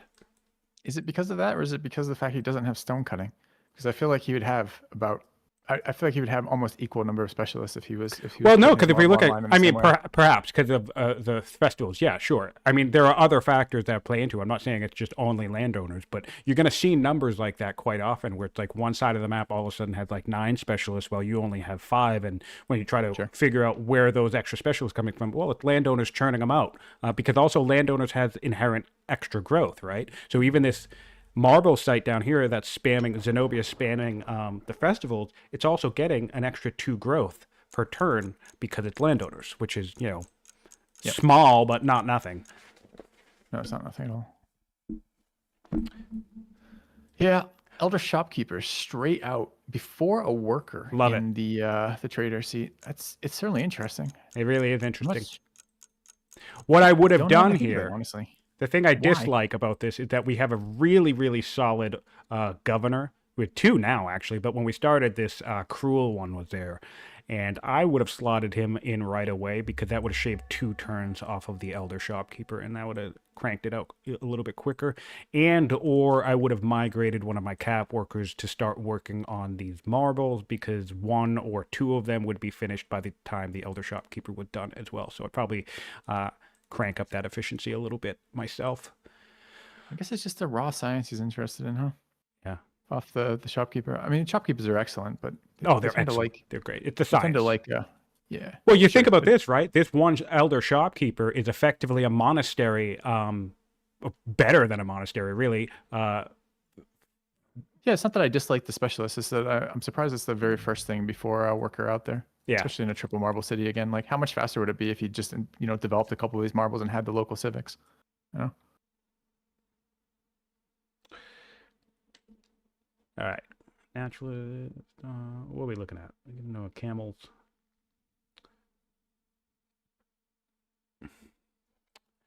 All right. Yeah. I'll be curious to see what Ninjaa decides for technologies here. Yeah, I mean, there's a discussion there. There's a couple of good options. I feel like I mean, surf you've to seen this map navigation. now. You have to know that your opponent doesn't have access to all that many horses because you can Yeah. see that you don't have access to that many horses. Is that top, as Aaron pointed out earlier in chat, northeast corner, and then I think is that it? There's one more somewhere. Oh, middle, but no one's seen that because no one's been no exploration scouts, and that's really it, right? So you get your rider cap. You get horses in the. What, by the way, what a troll map, right? Hmm. Both players start with 4 pastures in their capital, so they're super incentivized to play the horse races, And not a and then single the horse. horse nations, and then there's no horses on the entire map. Yeah, it's Yeah. really funny. There's literally just one in the north. Yeah. There's one on Yeah. each side in the north, but that's it. It's crazy. You know what? I have to say, you're probably going to hate this, but just for shits and giggles, we're going phalanx, which is fine on on the Hittites. But I kind of 9 turns on portcullis. I kind of would have loved to see an early portcullis here. I think that would have been awesome. Just set up your agent networks quick and get full vision of the map, and you 100% know what your opponent is doing. And oddly enough, even though we could not have predicted this, that actually would synergize with the cleric monastery spam, because that's raw science that we can siphon. Yeah, I mean, Not a I don't know if lot, I but buy just that a little bit, now. yeah. Yeah, that's the problem, right? Like, agents are not super efficient at siphoning low amounts of science. Like, if low amounts of science from a city, really, the agent gives you almost nothing. And agents are not like an infinite resource either. Oftentimes, your families just do not produce enough of them, especially if you're not running one of the major schemer families. And I don't think any of these 3 are, right? Neither landowners, nor riders, nor traders. I got to look up traders. Again. Traders That's does. true. It has a 5 Oh, times they on do? schemer, yeah. Okay, yeah. So maybe The I 3 don't hate it. schemer families are traders, hunters, and artisans. I suppose it is one of the payoffs of having pushed early spoked wheel is that you do have access to portcullis, and maybe you can use that for more science. Yeah, I was But, just I mean, if looking we at his look at- potential spy masters, and he does have one spy master with that. Again, this isn't a lot in the grand scheme of things, but he does have a spy master that could give him 4.5 science. So if we figure you could get at least 2 or 3 science from an agent or 2, then you'd probably be looking at closer to 10 science from portcullis. Again, not amazing, but then you have that perfect visibility, which is the other thing that I was thinking about. Yeah, it is nice. It's expensive to set up those agent networks early, but they are nice to get going once you get them going. And then maybe I you don't know. fake out Like, your looking at opponent with a this, free onager. What I, not quite the impact of a ballista, I don't think, that free card. What I want to think about here a little bit is, what am I doing with my massive local civics cities that I have? I've got 2 of them as hottie. If I'm him, I'm starting to think, how do I really leverage these? It's pretty easy as Persia, right? You're going to leverage your statesman city for decrees. That's what's going to come out of that eventually. You're probably not even fussed about what's next. And I don't know what you're thinking with your cleric one. You're probably just thinking, why did I pick clerics? But if you're back here in hottie land, like, what are you doing with that stonecutter one? Like, I look at this, I see rivers. I guess I don't see rivers in the capital. So there's some part of me that's like, like thinking of how you get science out of that. There's some Bath. Maybe we'll see an architecture play, but what else can we do for that? Some really sick officers coming out of there, maybe, if he goes barracks techs, but the tech path he's chosen doesn't get either. It's almost like, is he going for citizenship? Is he trying to get even more local civics? Why Spearman here? Probably getting Spearman in the event that he's about to swallow Cataphracts, or not Cataphracts, but the other ones, in But he's doing it. in like 10 turns, because Persia already has 3 laws. He's doing it over navigation and over metaphysics right now and over portcullis. Those are his other options on this tech. Yeah. And like right now, like getting dominance on the sea would be fantastic. Even That a would single be boat awesome. out there probably lets you do it. Awesome. You can see an island. You can see it off your coast on that. Single boat lets you bridge across. You start clearing that island, get settled in there first. It's really hard to attack island cities if you get some time to build them up rather, and you have naval dominance. I don't know. I'm curious what the spear play is for. I don't understand it quite yet. Maybe just the fear of the Persians in some way, but we've just seen there's no horses on the map. Yeah, but he does know that Persia has a rider's capital that's currently developed. Yep, that's true. And he probably has 4. We haven't looked yet. Law is active 3. Is he still not finished monasticism? Yeah. Oh, poor guy. Exactly. So it's like he see the developed capital, that's the riders with 3 laws on Persia. He's probably thinking, all right, I rather would have spears sooner than later, just in case. Again, I was thinking portcullis would be fun to see here, but I don't think you want to be stuck without spears if cataphracts show up. Not cataphracts, but the other ones, Paltons, whatever. I hate this scout location too. This suggests to me that he's forgotten he's a schemer. That scout should be sitting in the center of all those cities, just eyeballing every improvement coming down, so he knows exactly where the opponent's tech is. It is kind of funny that Both I do players. notice that players will do that from time to time. And in fairness, I've done it too. It's like you're playing a schemer and you're like, oh shit, I have to get to these woods. And it's like, wait, no, you don't. Yeah. Finally seeing an exploration scout though of Hadi. I probably missed it earlier, but vision in the middle. Good. 29, Invisible scouts always comma. very powerful. And But yeah, makes so me I even just wanted more- to call this out because I wasn't particularly watching it at the time. But yeah, Zadrakata, the northern Persian city, and Tarhantasa, however, the northern trader city for the Hittites were both settled one turn apart. So that's pretty solid. I like that. That Ninja is now keeping pace with Moose here after such a little bit of a rough start in terms of his pacing of clearing. So that's pretty nice to see. We do have a settler ready, headed to the northern Vandal site along with the Persians. I think the Hittites should have no trouble clearing the Thracian sites in the north. And, yep, we have another settler 2 turns behind as well. So both players should be keeping pace with each other in terms of expansion at this rate. Looks like 1 turn from monasticism being finished. Building another disciple in the states, another disciple in the capital. Makes sense. That's where you want to put all that growth. They're only 2-turn disciples. And so we're going to have to manually spread and build monasteries, which is just a lot of work, but hopefully it'll pay off.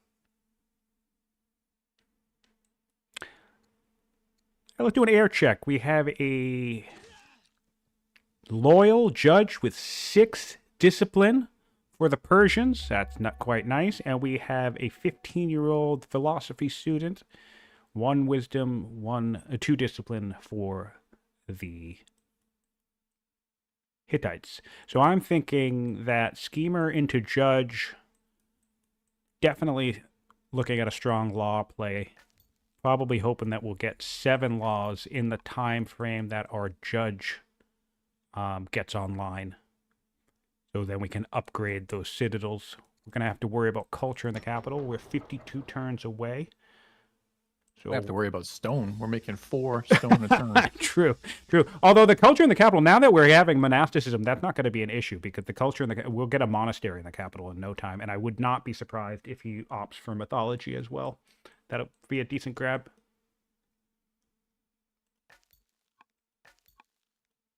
BullMoose has moved his scout to the center of the Hittite land, so he's taking a correct peek, and he's now getting phalanx directly after monasticism. Curious what he picks here. For law, I suspect we'll do polytheism first. It's 100% going to be polytheism. But well, I was thinking about both players so interested in spears. That's definitely a defensive play. That definitely being overly cautious from Persia, about the it might also possibility. be a clearing play, right? They only, I mean, how many warriors did they end up building? They built 1 Slayer. It's 2 warriors right now, so it will make their clearing better as a 5 strength as opposed to a 4 strength unit. Yep, and they have another warrior on the way that'll be finished in time to upgrade to a phalanx, to a spear guy. But this is another slow ass tech. It's 7 turns for this, and then he's got to still. His next card is basically forced then, and it's going to be forced into stone cutting. Yeah, gonna have to toss that free camel archer. Yeah, and Rincewind, that was my question, Rincewind. That's why I was wondering if it was going to be polytheism, and it still is polytheism. But yeah, it's just because he doesn't have the stone. It's not like he has stone to shrine spam at the moment. But I guess you would hate to swap later for it.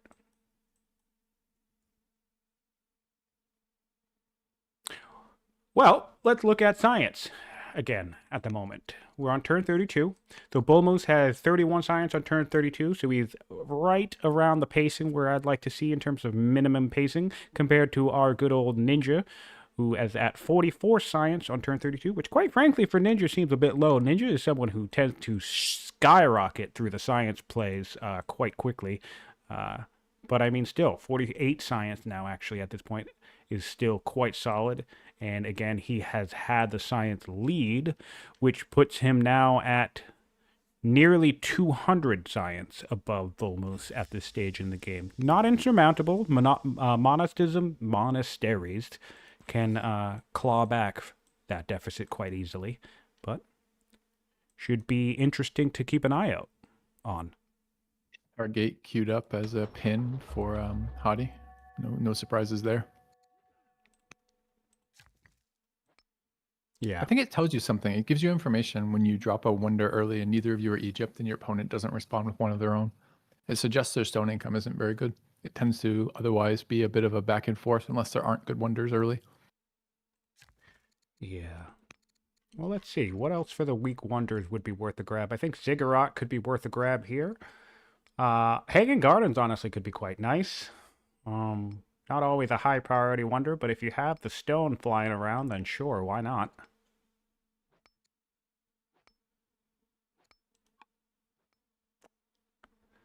I would like to see, or maybe he's going to be waiting. Jebel Barkle will have the ability to grab that shortly, so I suspect we'll see a quick Jebel Barkle grab. He's going to want to grab that. Oh, from Persia? No, I'm thinking from the Hittites. Persia ain't grabbing a fucking wonder. They don't have any stone. Well, that would be a very good one for them, considering what they've invested so heavily in these. The Hittites are sitting on like 600 or 700 stone right now, so I'm thinking about what they're going to grab next. That's what I said earlier. Every single one of these early game wonders that that Hadi wants is going to go to Hadi. Yeah. Ninja gets every wonder he wants this game. Yeah. Which is going to be quite nice to see. We have our first monastery going down now, though, I suppose. Yep, there it is. In the capital.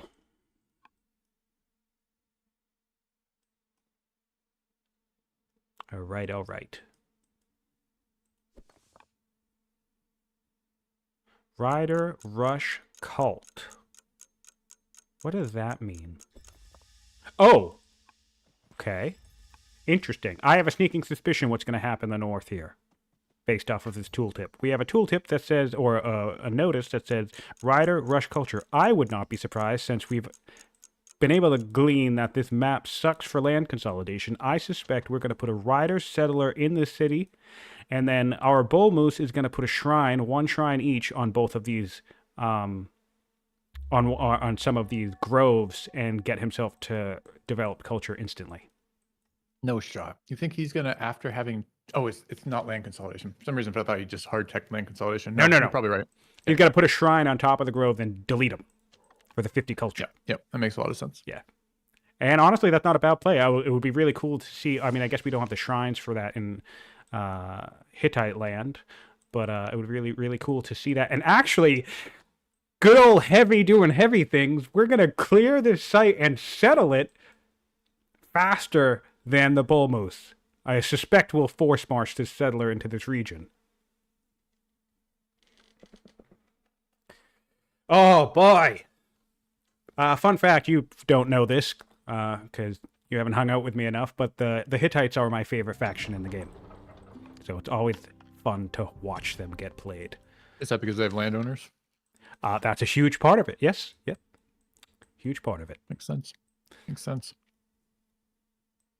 I also am obsessed with civics, so that flat 2 civics across the board is probably one of my favorite default nation bonuses, to be honest. I love it so much.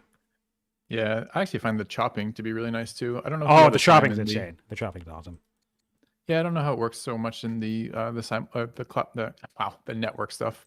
But I love it for just soaking those extra couple orders here and there for chops for wood for free. It actually combos quite nicely with schemers, and I'm actually surprised that we didn't see something like an early chopping of, like aggressive chopping of your opponent's riverbed, and because like if we see where this forest shrine or the fire shrine is.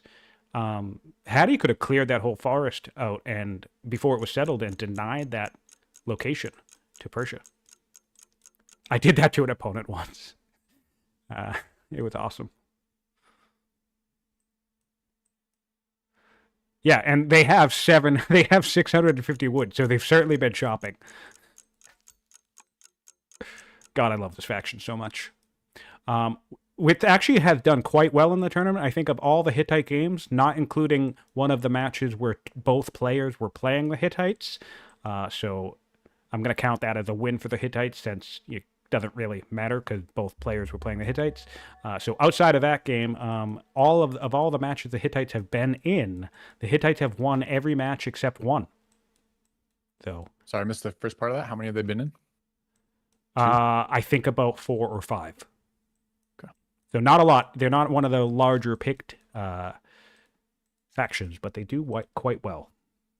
I actually think that some of the less picked factions are being slept on. I think Babylon's a strong faction. I think the Hittites are being strong faction, but it's very easy to pick, keep picking, honestly, champion nations more than anything. Really popular. Yeah, which is it's for good reason, I guess.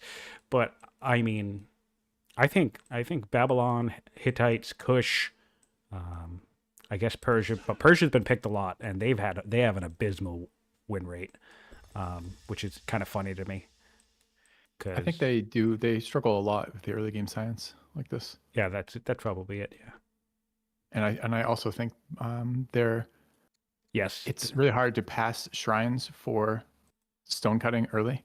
Like having neither of those techs as Persia is always very painful.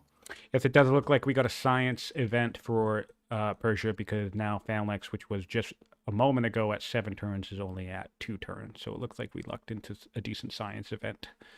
It's good for them. Catch them up a little bit. Natural threat, 90 science. So 3 turns worth of science to them. It's pretty nice. Yep, there we go. Bonus effect right there. And yeah, so that'll actually put him in line. He'll be catching up to the Hittites there in terms of. In fact, I'm curious who has more tech at the moment. I mean, obviously, no Shotty's catching up. Hittites, but 8 technologies for Hattie and 4 for BullMoose. Nice. Yeah. And we'll be getting aristocracy next turn, which will make a decent second law? Second law. Oh, third law. We have exploration already. Right. Because we've been running out.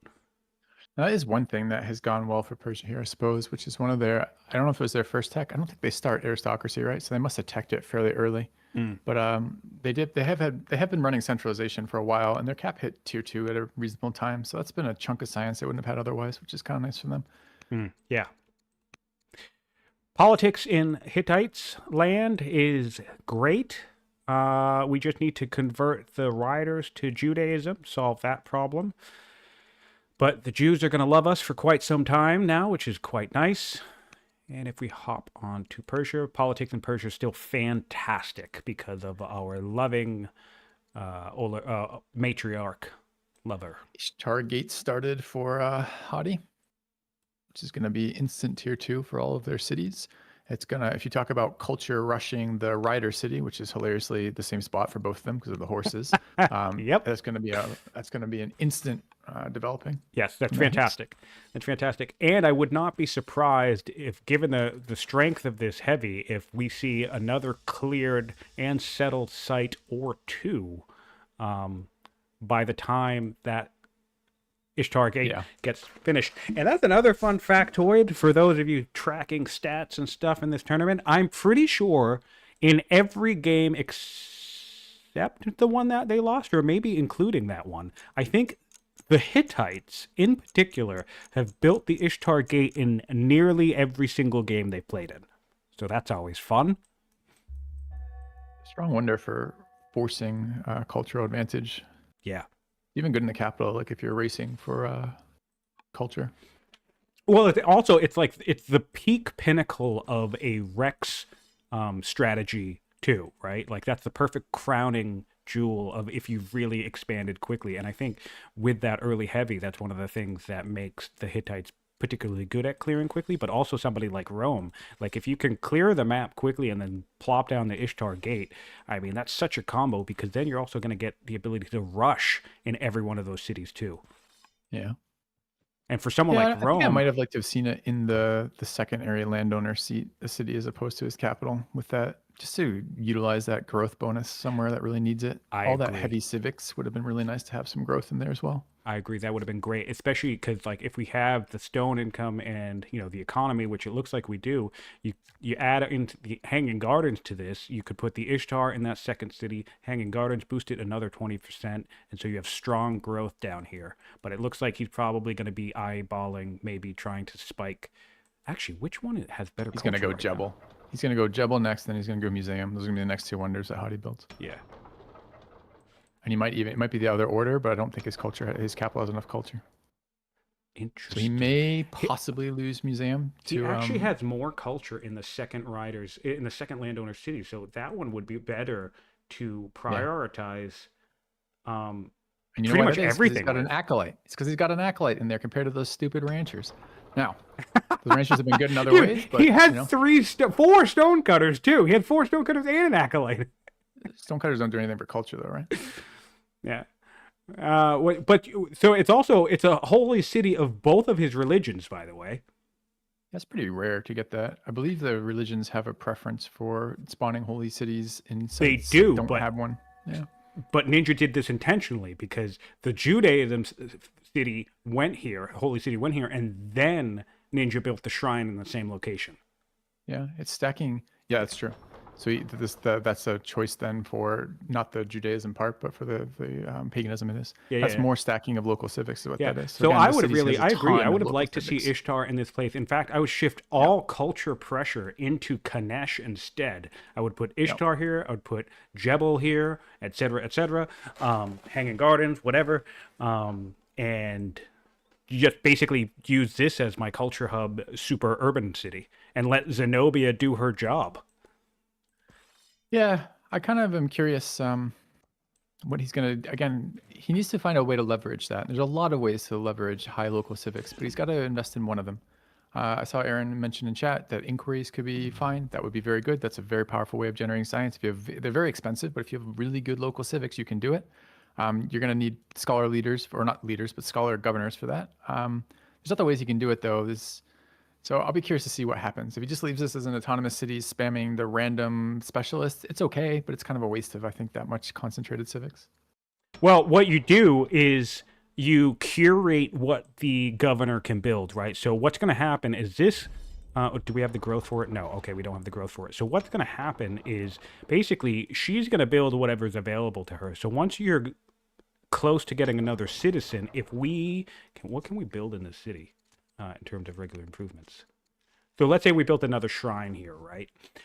When she has a citizen, should build another acolyte. But if we put like something like a barracks in here, when she has the other citizen, should build an officer. So in a weird way, you can actually micro what the auto governor does by deciding what they have access to in terms of improvements. Yep. Chat pointing out, and I agree, it's going to be a huge border boost for Hadi. How many city border boosts is it? 4, 5, 6. It's pretty damn good. Yeah, you know what? We have another settler coming out in 3 turns. We can clear another site in a couple of turns. I think I'd put some turns into portcullis or maybe monasticism here. And I'd save the border boost until my next 2 cities are settled. Probably overkill. Maybe I wouldn't. I don't know. What am I going towards? What am I looking at? Where am I going in the tech tree? I think you want those horses. And after that, I don't know how much you care after that. The islands are going to be small anyways. That northern city, I don't know that you care much after that. Maybe. Depends how greedy you want to be, I suppose. Depends on how, we don't have military drill yet, and normally I like to get that early, so probably, maybe I cycle to military drill. We also have hydraulics targeted as Ninja, so obviously cycling off of this quickly gets us to hydraulics quicker, and if we can get our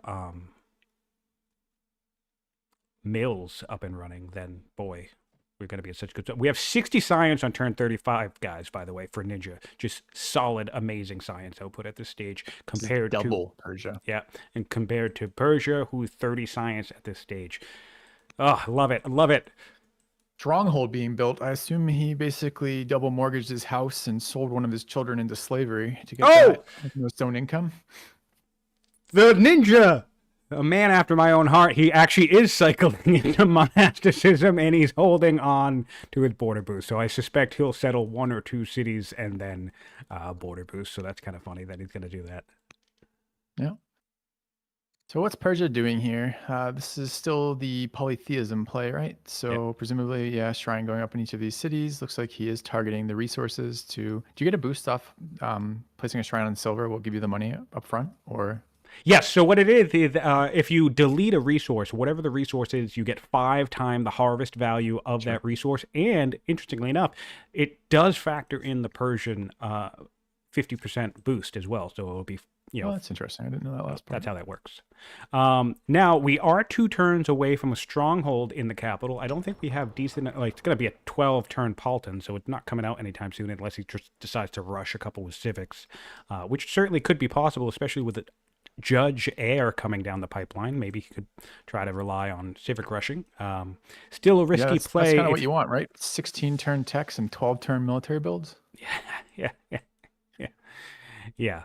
Well, 2 turns stone cutting though, so we'll be getting. And this is, I've been in a duel like this before, and against Alcaraz the last time. I think this really came to play when I started going on my, just build flatland quarry rants in real time.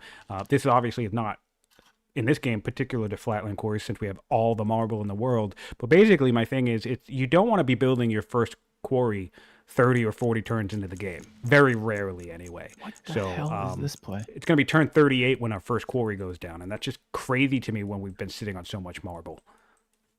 Yeah, some more weird stuff going on from PBM. He's just purchased the camels that were in the cleric seat, and he's pushed this into the statesman seat, and I'm not quite sure why. So, if I were to guess, my thinking there would be there's a camel down here in the south that can go to Arabia, which, funny name, by the way. He could get this camel into Sagebow or Sagebow, and then this camel up north he could trade into the capital. And maybe he does. Maybe we do see a camel land consolidation play, and he wants 3 different locations he can build a camel. I don't think he needs to make that trade right now. What happens from that? I guess he just hates his statesman seat. It's got 4 marble in it, and it's a statesman seat, and he's going to build camels out of it. Really? I don't know, man. Yeah. All right, we have. Wait. Yeah, I just don't know why he would sell it now, too. By the way, because he doesn't need to. Well, I get both the transfer now, and I get why he spreads out camels if he finds that useful. I'm just surprised that was one of the ones he cares about putting it in. I don't think that's a very good target for it, and he does it now to get that detriment ticking down, right? He wants that malice gone by the time he actually has combat with other players. So the sooner you can get that done, that's a good point. Yeah, screwing your families, the better. That's why I like to do multiple buyings at once, and people have seen me do that, and often are very curious. Like I'll spam, like, rather than doing 1 turn at a time, right? I'll just put 3 or 4 units in a row, spam all the tiles, and sell them instantly. And yeah, that tanks my opinion, but each opinion, like, ticks down like 2 or 3 points or 4 points or whatever every turn. So your opinion decays faster if you just do it all in one fell swoop. Oh, we have the Ziggurat coming online. Right? Another wonder. Another wonder? Ziggurat, really? I'm surprised by that. Well, I think what he's probably doing now is recognizing that he has a stone advantage. I mean, does he have a scout in the region? He doesn't, which is just so annoying because you could keep an eye on the fact that your opponent literally doesn't have any quarries yet. But I suspect I hate the Ziggurat. Well, I suspect he's aware that he has the advantage here. Sure. On stone income. Right now, he also has access to all the developing wonders. Yeah. He's playing Hadi versus Persia. What is one of the things that Persia is going to have over you? They're going to have an order advantage. There's not a million pastures on this map, but the ones you do have, there's 4 pastures, and then presumably he may or may not know at this point that his opponent hasn't run any hunters, but there's a lot of elephants and camels on this map, right? So you got to be thinking a little bit that you're going to be behind in orders relative to your opponent. I really like Jubble for Hadi's position here. I guess maybe he hasn't really started spreading the religion and he needs to get on that, but that's the issue. I was just going to say the issue that he's facing right now is that he's 100% dependent on random spread because the one area that's Jewish right now is his autonomous city. Now, that said, Jebbel's certainly worth securing, but he can't. Like, I definitely think he could secure it, but then he would have to sit on it or juggle it or whatever because he can't build any disciples yet. Yeah, that part I wasn't tracking on. I wasn't tracking on the fact that he literally cannot build Yeah. a disciple because he can only build it from right now the seat the religion spawn point, and it's autonomous. Yeah, he's like So it won't literally, build him. it's fingers crossed that it lands somewhere. Ideally, your capital where you have all the growth in the world, but it's 41 growth in the capital, by the way. Yeah. Yeah. Crazy. That's going to go up to The problem 50. with like stacking growth like that is it is useful, especially early to stack a bit of growth, but all the things that you build with growth, except for basically militia, scale with the number you build, right? So they all go up in cost every single time you build one of them. So if you spam settlers out of the same spot, they get more and more expensive. Same with disciples, etc. Right? So it's another one of these question marks. I'm curious what he will do with that. There are ways to take advantage of that. One of them, by the way, is temples. Because if you get a master, or you get an elder priest in there, you can take advantage of all that population you're going to accumulate with that much growth and turn that into training. But I am kind of curious to see what he does with that because he has, again, stacked the growth wonder in the growth city, but he doesn't need any more settlers. So what's it going to be? Hopefully, a shitload of volunteer rushing later on. Yeah, possibly. It will definitely be a ton of disciples once he gets religion spread there. But Oh, yeah, when that yeah. will be is anyone's guess. We have raids coming across the coastline from the Vandals into the Proverb City. So what do we have nearby to deal with this? We have one warrior coming up, which should probably get upgraded to a spear soon, and we have cleared. We're now 7 cities. Oh, actually, no, yeah, the Hittites have their 7th city. That's hilarious to me. It's white. It's Persia, putting out multiple shrines in every single city, and strongholds without stone cutting yet. Yeah, It's absolutely hilarious. It's got to be just devastating for his economy. yeah. If I were, I doubt And anyone is oh my tracking on the God, this fact is you don't have awesome. stone cutting yet. But if that scout were a little bit closer and could see that marble not improved, I would be tempted as the Hittites just to buy some stone, just for the sheer pain it would cause my opponent. Yeah, that's one of the reasons why it would be funny to have a scout in this region. But then the other thing that we got to think about the economics, right? This is the Hittites are the Hittites, right? So they're sitting on 900 stone right now. By the way, I just saw him. I didn't see physically, but something just chopped 2 more pieces of stone. So we're looking at 900 stone. So he's actively chopping every turn with his orders and with his Hittite ability, one of the best abilities in the game, in my opinion. And then if we look over at, You mean wood? You said stone twice. sorry, What the hell are you talking wood, about? wood. Yes, we're chopping wood. And if we're looking over Persia, right? Okay, so we did this deep dive for monasteries. We built one, we built 2 more, but what do we do? What's our stone income? I'm sorry, our wood income. It's -2 now. It's going to go increase, and we're purchasing this wood to make this happen. So, yeah, I think long term, there's economic stuff that's not going to be swinging in Bull Moose's favor. Yeah, it's going to be slow on the economy and the science he's hoping to get from this. I mean, the whole point of doing this wide cleric play with these monastery rushes, he wants his 4 science per turn, but he's down. He's down more than 30 science right now, right? Yeah, So even if he gets 4 science per city in every single one of his cleric cities, of which he has 3, he's no way near that deficit. Yeah. That's that landowner supremacy for you, everybody. It's certainly something. It could be that.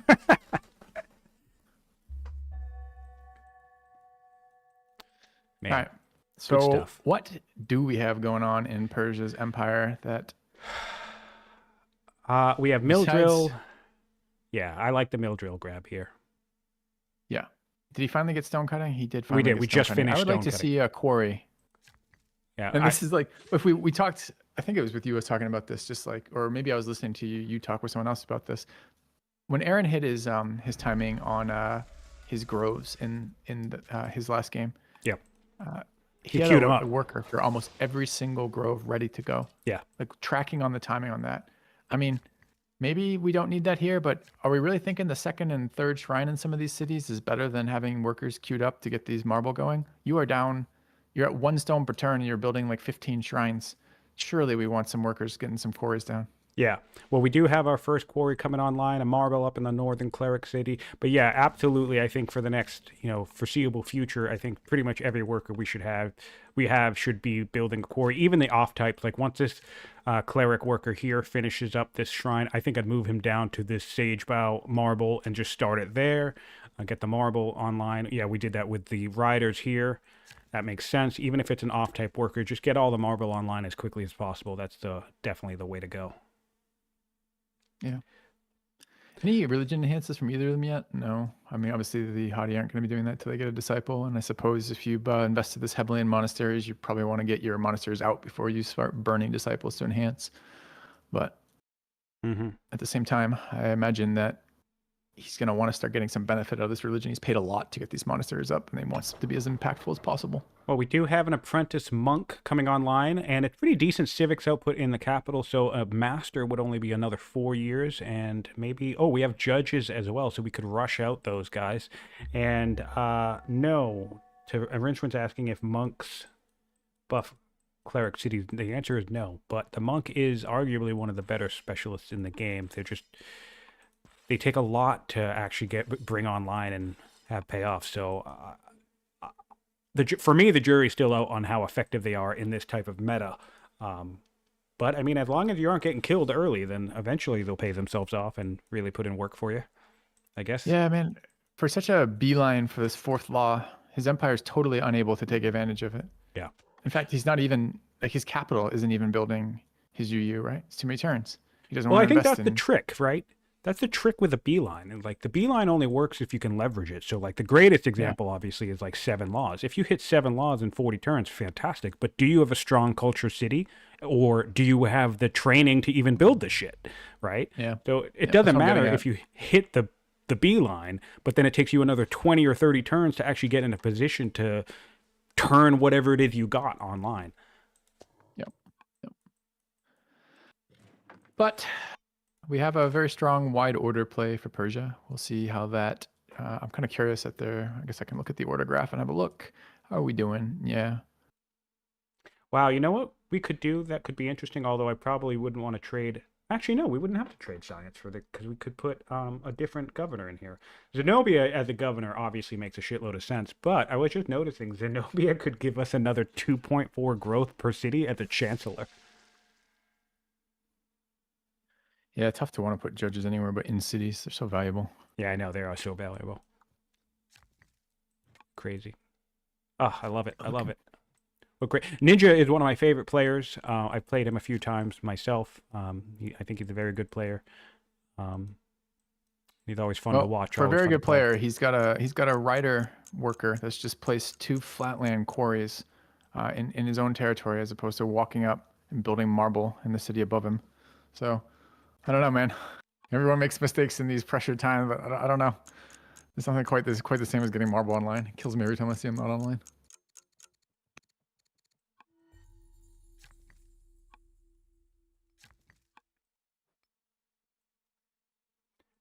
All right, Elder Acolyte finishing up. So there's an order right there for you in the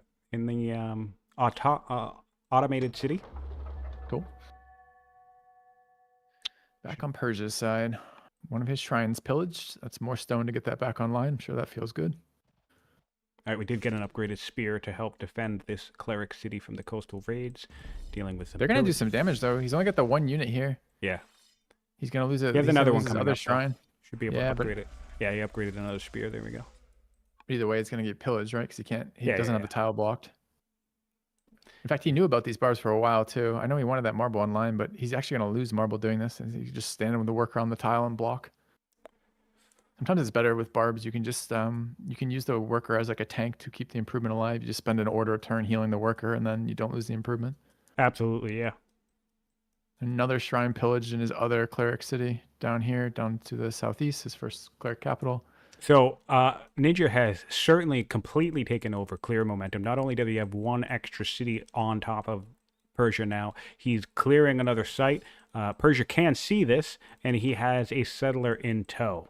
And he's building another settler, by the way, in the capital in only 4 turns, courtesy of those very wonderful 4 ranchers.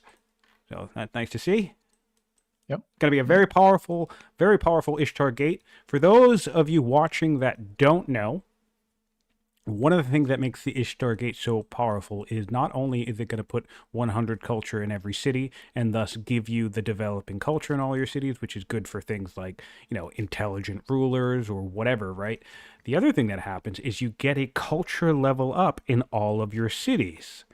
And for those who don't know, many events, the yield payouts, are based off of 2 things in the game. One is number of cities you have, and 2 is how late in the game it is. So if you have 11 cities and you get 11 culture events, you're actually more likely to get a larger lump sum payout from each culture level up event from things like civics or science or whatever else than if you were only to get like 4 or 6 culture events.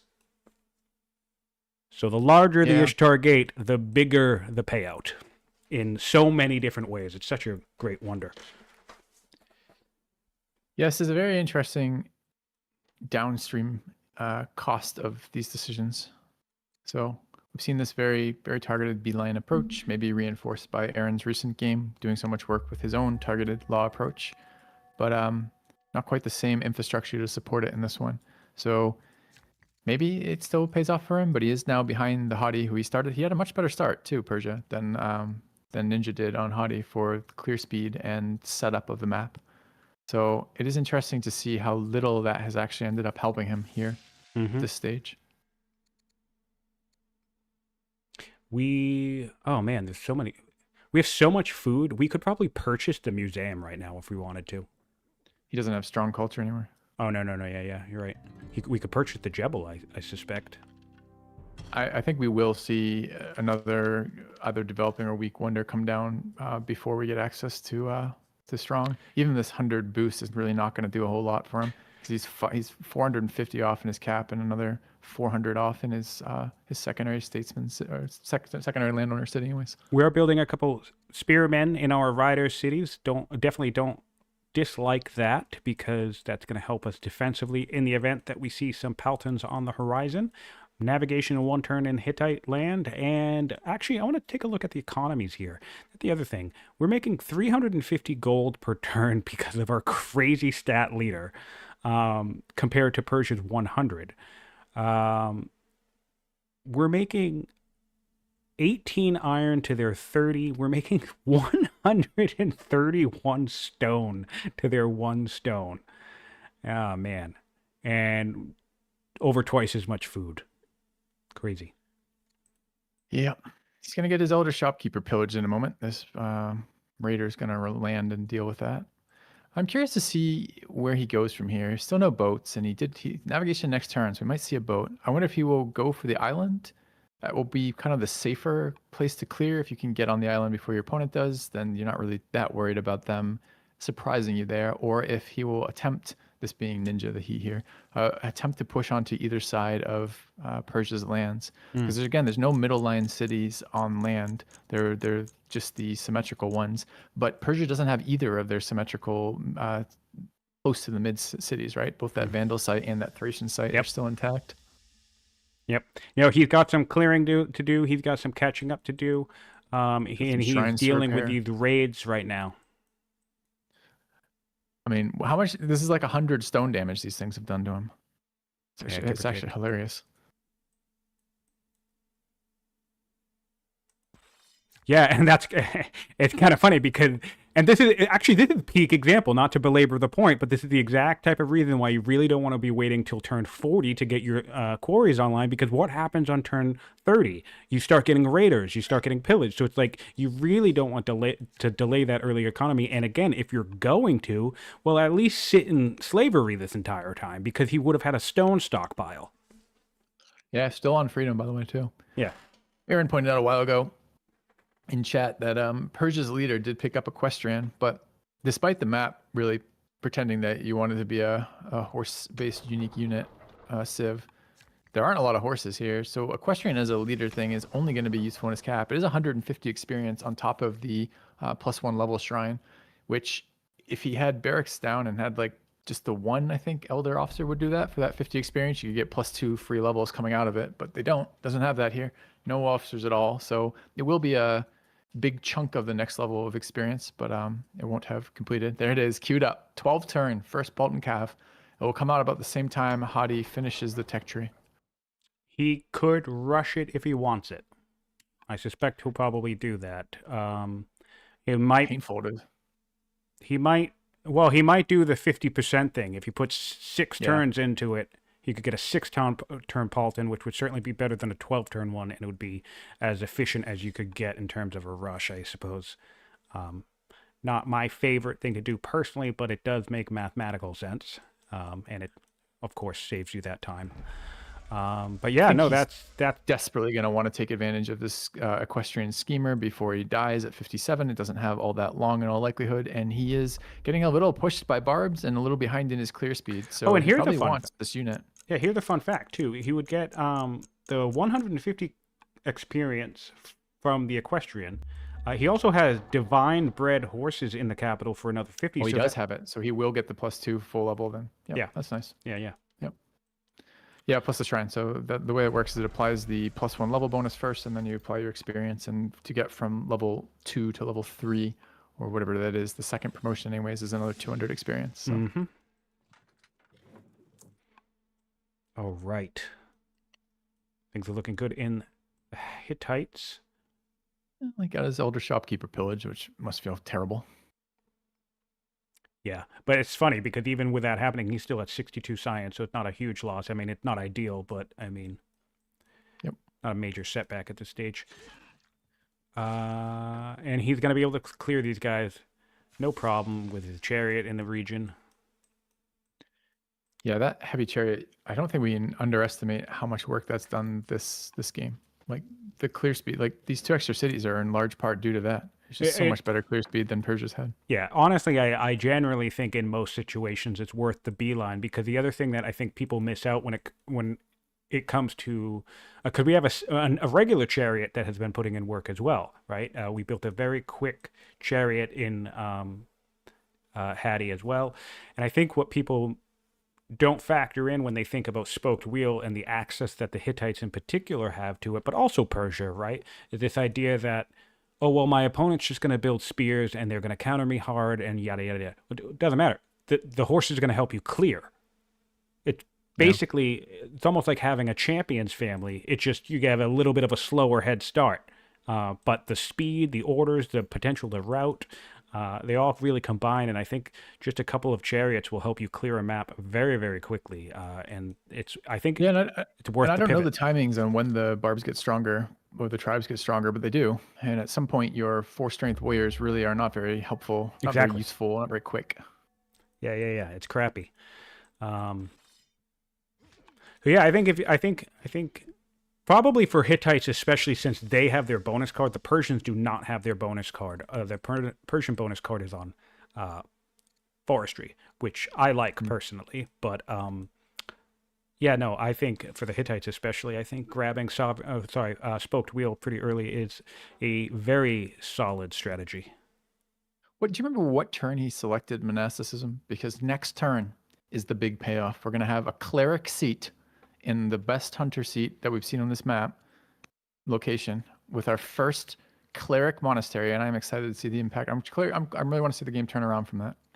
All right, so we discovered monasticism on turn 32, and it was when we first slotted it in a 16-turn monasticism, but I must imagine that went down a couple of turns on the way, so I would assume we slotted it in at around turn 18 or 19 would be my guess. So as this was as quick as you're likely to get this payoff then, because we have a schemer leader.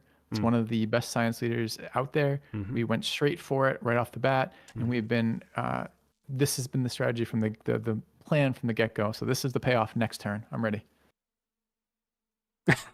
Turn 41. Start paying that back. That's funny. Well, we still also will have to make more. We do have a random spread in the next cleric city, so that'll be a nice next 4 science coming online up there as well, which will be good to grab. Despite Judaism being first, we still don't see it having spread at all. I don't think. Well, see, you know what the tricky thing about that is? It randomly spreads, right? But first of all, the roll is low. What is it right now? It's a 5% chance. So the first thing is that roll needs to succeed. So I guess it just hasn't succeeded yet. But then the other tricky thing is then it's going to look for a target, and it will prioritize closer cities, but it also prioritizes cities without a religion over a city that has a religion, and pagan counts. So I wouldn't be surprised if Halab ends up being the first place that we get a random spread, and that's not at all where we want this random spread. Yeah, although I do think it has a range, right? It's a finite range, I think, on that spread. Not anymore. They removed it. It can go anywhere on the map. Including your opponent's cities? How come I've never seen my opponent's cities then pick up like Zoro before my cities when I found Zoro Because it still has from a random spread? preference. It still has a preference for range, but they removed I the see. hard limit. So it's weighted, but it will get there eventually, kind of deal. Yeah, or it can just literally land there randomly.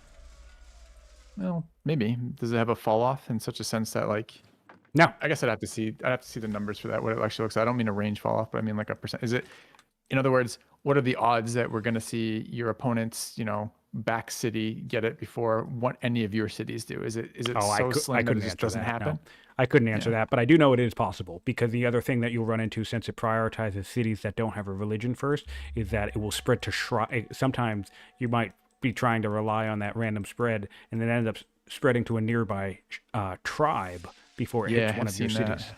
because now they Yeah. can hit any city on the map. That includes. Aaron pointing out Hadi leader apparently severely ill. So Okay, we let's might be take a look at seeing that. their judge kick in a moment. In fact, I Both. haven't checked their air since they got out of education, and they have another. They have a judge as well. That's really good. So two judge, a schemer to judge for both players. Yeah, although the air for the Persians right now at minus 170. Not the standing you'd like to see a leader with, 8 positive stats here. Yeah. So what do you think? This schemer gets one Polton out before he dies? Yeah, probably.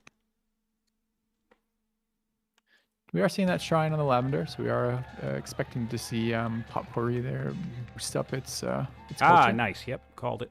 Called it. Yep. Cool. All right, and we can get a ruthless. Oh no, we can get a little bit extra culture from our ambassador. That's nice. Stargate 7 of 12 turns. Ziggurat 5 of 10. In fact, I want to And check back on the science now that we have these monasteries. We're looking at 39 science here to 66 for Ninja.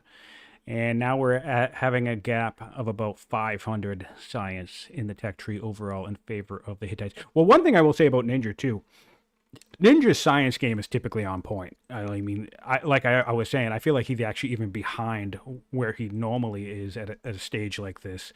And yeah, he typically skyrockets in science very quickly early on, and I mean more so than most players I've played against. Persia's in some trouble here, resource wise. Though he's going to be 3 wonders behind. He's negative wood. He's negative gold. He's barely positive on his other resources. He really needs to convert this religion into something useful. Yeah. So these monasteries coming down is one step. The next step is he needs to get this religion enhanced in a way that's going to be providing benefits that matter. And with monasteries down, you get both parts of the tenets, right? The early tenets are a religion in the city kind of effect, and then often a monastery style effect. So it'd be kind of nice to see him get something from that. But if he's planning on rushing Polton Cav at the same time, he's going to be competing with his civics for what he's doing. Getting a Byreme in Adana from the Hittites. Also, we're 1 turn away from a garrison in Adana, 4 turns away from a level up into culture cut off of the Ishtar Gate. So, and we have our 4th law, which is tyranny. Yeah. Yeah, whatever that science event was quite nice for him. Giving him that right now. Huh. These texts are quite cheap, right? 1 turn polis is real quick. Coinage and citizenship and portcullis also available here. I suppose camos might be looking at you a little bit, so you might be a little tempted down the land consolidation route, which means you're going to want to go through polis. But I could also see feeling like you're far enough ahead here. I don't know. These scouts have been kind of stationary far away. I think he moved him out when his leader became ill. I don't know. Does he know he's far enough ahead that he can invest in one of these? He might want to. Yeah, I still think portcullis would be cool to see. I don't know if it's the right thing to do, but I'd really like to see it because it would be cool. Otherwise, if we're thinking hydraulics, which we still haven't marked here, Ninja still hasn't marked, I think the smart play would just be polis for the cycle and get to work on machinery and keep going, because also we have this stone income, which means onagers when we want them. Yeah, owners is when we want them. All the wonders we get there. It'd be nice to get our culture up in a way, and none of those are going to help with that, I suppose. So yeah, I think I'm on the pool display myself. Polis reset, is the go next, correct untech. decision. I think Portcullis is the cool decision. Let's see what else we got going on. Ooh, is colonies up there? I saw a tile get purchased. That is colonies. The one Oh, in the nice. coastline. Ninja on colonies. Great to see that. I And believe he has didn't. amazing I mean, at income least to when I leverage checked it, two too. turns ago, he hadn't assigned serfdom. I hadn't checked the last turn. So this may be first play colonies and then swap over to serfdom a little bit later. And we also have, that's the way to do it. If you're gonna try and do both, you might as well start on colonies. And his orders are fine, honestly. He has 22 orders per turn and 5 being sent on worker turns. So I mean, that's fine. He did put a note here with the on judge the heir, it's not center quite of as the important. map. What's that? He's got both pyramids and a judge heir, so Yeah. it's going to be 100 to swap back and forth when he wants to, anyways. Oh, right. Yeah, he's going to be fine. And he's going to be able to spam Yeah. hold court. He did put a note in the center of the map saying to buy tiles too, so I would not be surprised if we see some aggressive tile buying towards his opponent's city site. And he's got traders at, so where's ThePurpleBullMoose is at like minus 23 gold per turn or something with like 0 gold banked. Their economies are night and day. Ninja is at almost 500 gold a turn right now. His schemer is going to die next turn, probably is doomed on his severely ill doomed leader. And he's going to rotate into that judge, but he's got a good bank, like almost 1,500 cash, and he's making a ton of money per turn. Yeah. It's a really good time for colonies, honestly. He can pick up pretty much anything he wants. Yeah. And then even everything else, it's like he has a stockpile of 1,300 food compared to 130 for Bull Moose, and he's making more. Ninja's making more than double the food here, and he's making more than double the stone. The only economic advantage Moose has at the moment is making more iron. He's losing 6 wood per turn, and Hattie, being Hattie, has a stockpile of nearly 1,000 wood. So the Hittite economy is perfect. And whether it was the correct decision or not, the ziggurats being finished in 4 turns. So everything that the Hittites want to make from here on out is going to be cheaper. Yeah. I want to love that wonder, and I always get told, do the math, it's really good, and I always, by the time I can build it, it's like such not a priority to build it.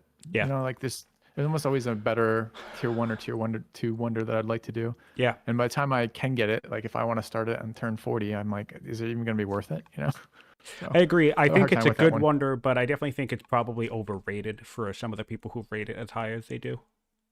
I don't know. I just don't know how to evaluate the time of when to do it, essentially. I think it's a situation. Wonders are weird. Wonders for me feel like a feast or famine thing, and I think we've been noticing that in this tournament. It's like some games they barely show up at all, and then other games they're gobbled up by one or both players like almost instantly. You have like a player spamming wonders. Yeah, I've been thinking about that too. I was wondering about like a scaling cost on them, like so that I don't know if it's per city, so that because one of the other things that happens is in a game where people are competing for wonders, one person's capital hits the next like culture level ahead of everybody else, ahead of their opponents, and they gobble up all of the available wonders at that culture level kind of deal. And if it's also a game where wonders are being competed on, you rarely get to place wonders in other cities because you don't want to give them the time to get access to it.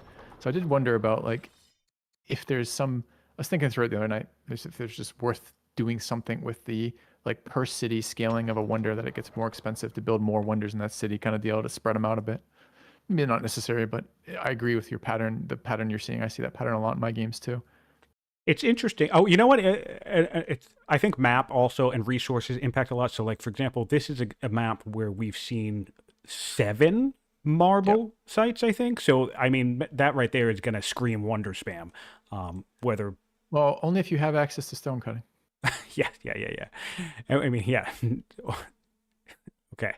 So now, what's interesting here is Kanesh, this second landowner city, is actually going to hit strong culture faster than Parsa. Kanesh is 14 turns away, and Parsa is 25 turns away. Yeah, a lot of reasons for that. I mean, he could probably have fixed that if he wanted by moving Zenobia. Zenobia has the Rising Star stuff, right, which is per pop.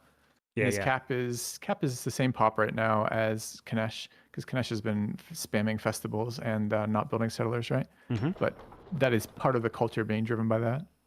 Yep, we currently have 9 festivals. Yeah, Rising Stars also give 25% growth. I wonder if he should have moved Zenobia to that capital. just to I mean, really. I don't hate it. It's working out. It's really working out. But like typically I move Zenobia. I find like the best spot for her. But I mean, I'm kind of feeling this automated city. I'm not gonna lie. Yeah, I mean, it's It's gonna get really us powerful for It's sure. gonna get us museum. It's gonna get Hey, look at us. this. Where do these disciples come from? This must be an event. Because I don't know where the hell two disciples come from with his autonomous Oh, city. must have been an event. Yep. That's Great. really good for them though, because that is the one Yeah. downside the city has been is they cannot get their religion going. Now they That's can. exactly what he needs at this moment. That is so great. That's so clutch. He can Yeah. send us right to the capital and start spamming disciples. And maybe We also saw a one to the decent hit trader from seat. saw a decent hit from that culture from that leader loss down to only 49 science per turn. But he's done a good job, Ninja, here of spreading the science to other sources besides just the family. So he lost that. I think it was an 8 intelligent in the end schemer, but didn't lose all that much science despite that. Yeah, but that is a little bit of that's a good sign for BullMoose, though. That's a little bit of an equalizer here. We're down to 49 science in the Hittite land and to 48 for Persia. But the one unfortunate thing is that Persia still has their schemer on the throne, so that will equalize again once he dies. And his heir actually has negative wisdom, which is a bit unfortunate. Yeah, I don't know if you get more bad events when you have bad standing like that with your heir, but it does seem like the heir is kind of out of control in Persia's main. Let's see if we have any other good options. We have a tactician. We had a builder that died, so not really. And interestingly enough, our children don't have any children yet. We don't have any grandkids in Persia yet. Let's take a look at the Hittites and see if we have any grandkids over here. Wait, we did see Portcullis selected. Wow, we don't even have our heir isn't even married in the Hittites. I didn't notice this, did you? Hadi has clicked on Portcullis over Polis, so we are going to see.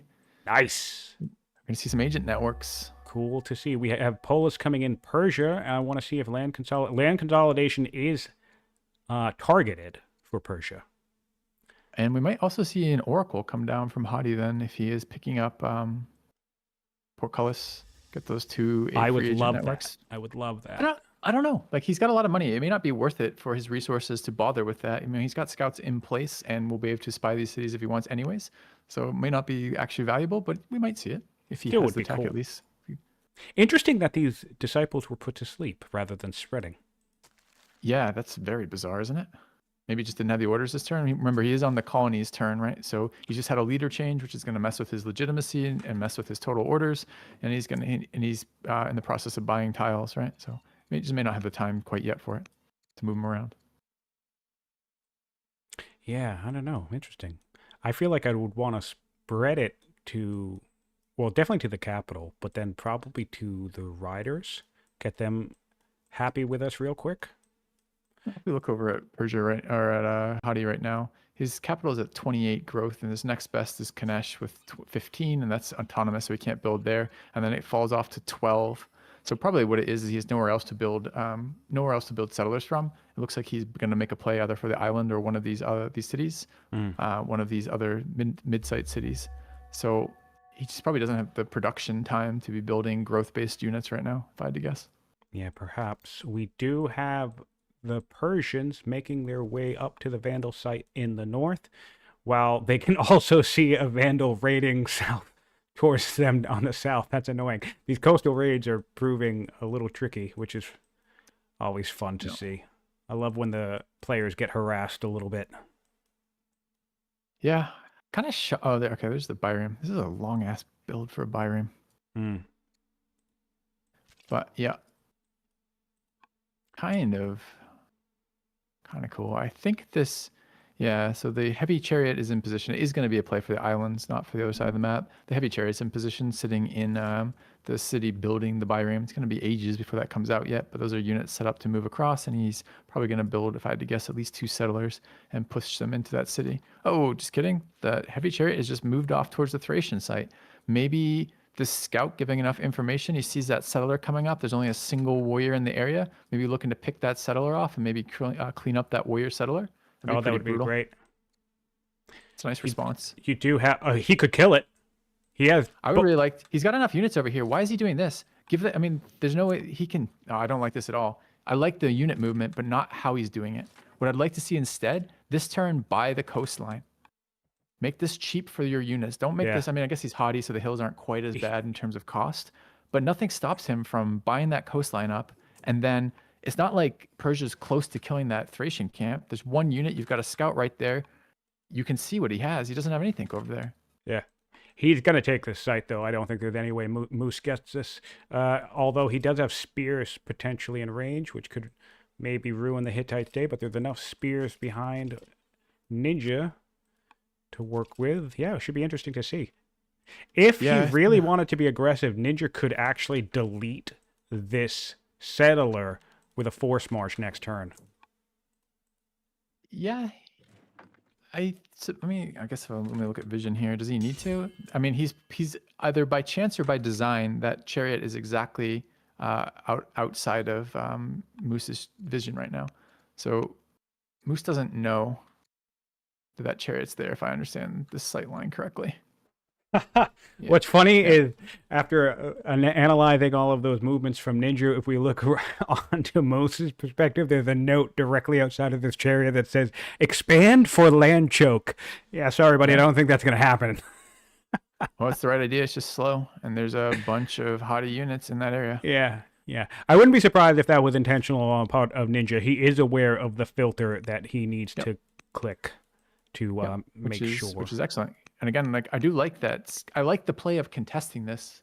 I just don't know. And again, it's cheaper as haughty. Like it's tough to. I see those hills and I'm like, that's so many orders to walk across that, but it really isn't. That's flat terrain for both 2 chariots and 3 infantry units there. That's totally flat terrain for haughty.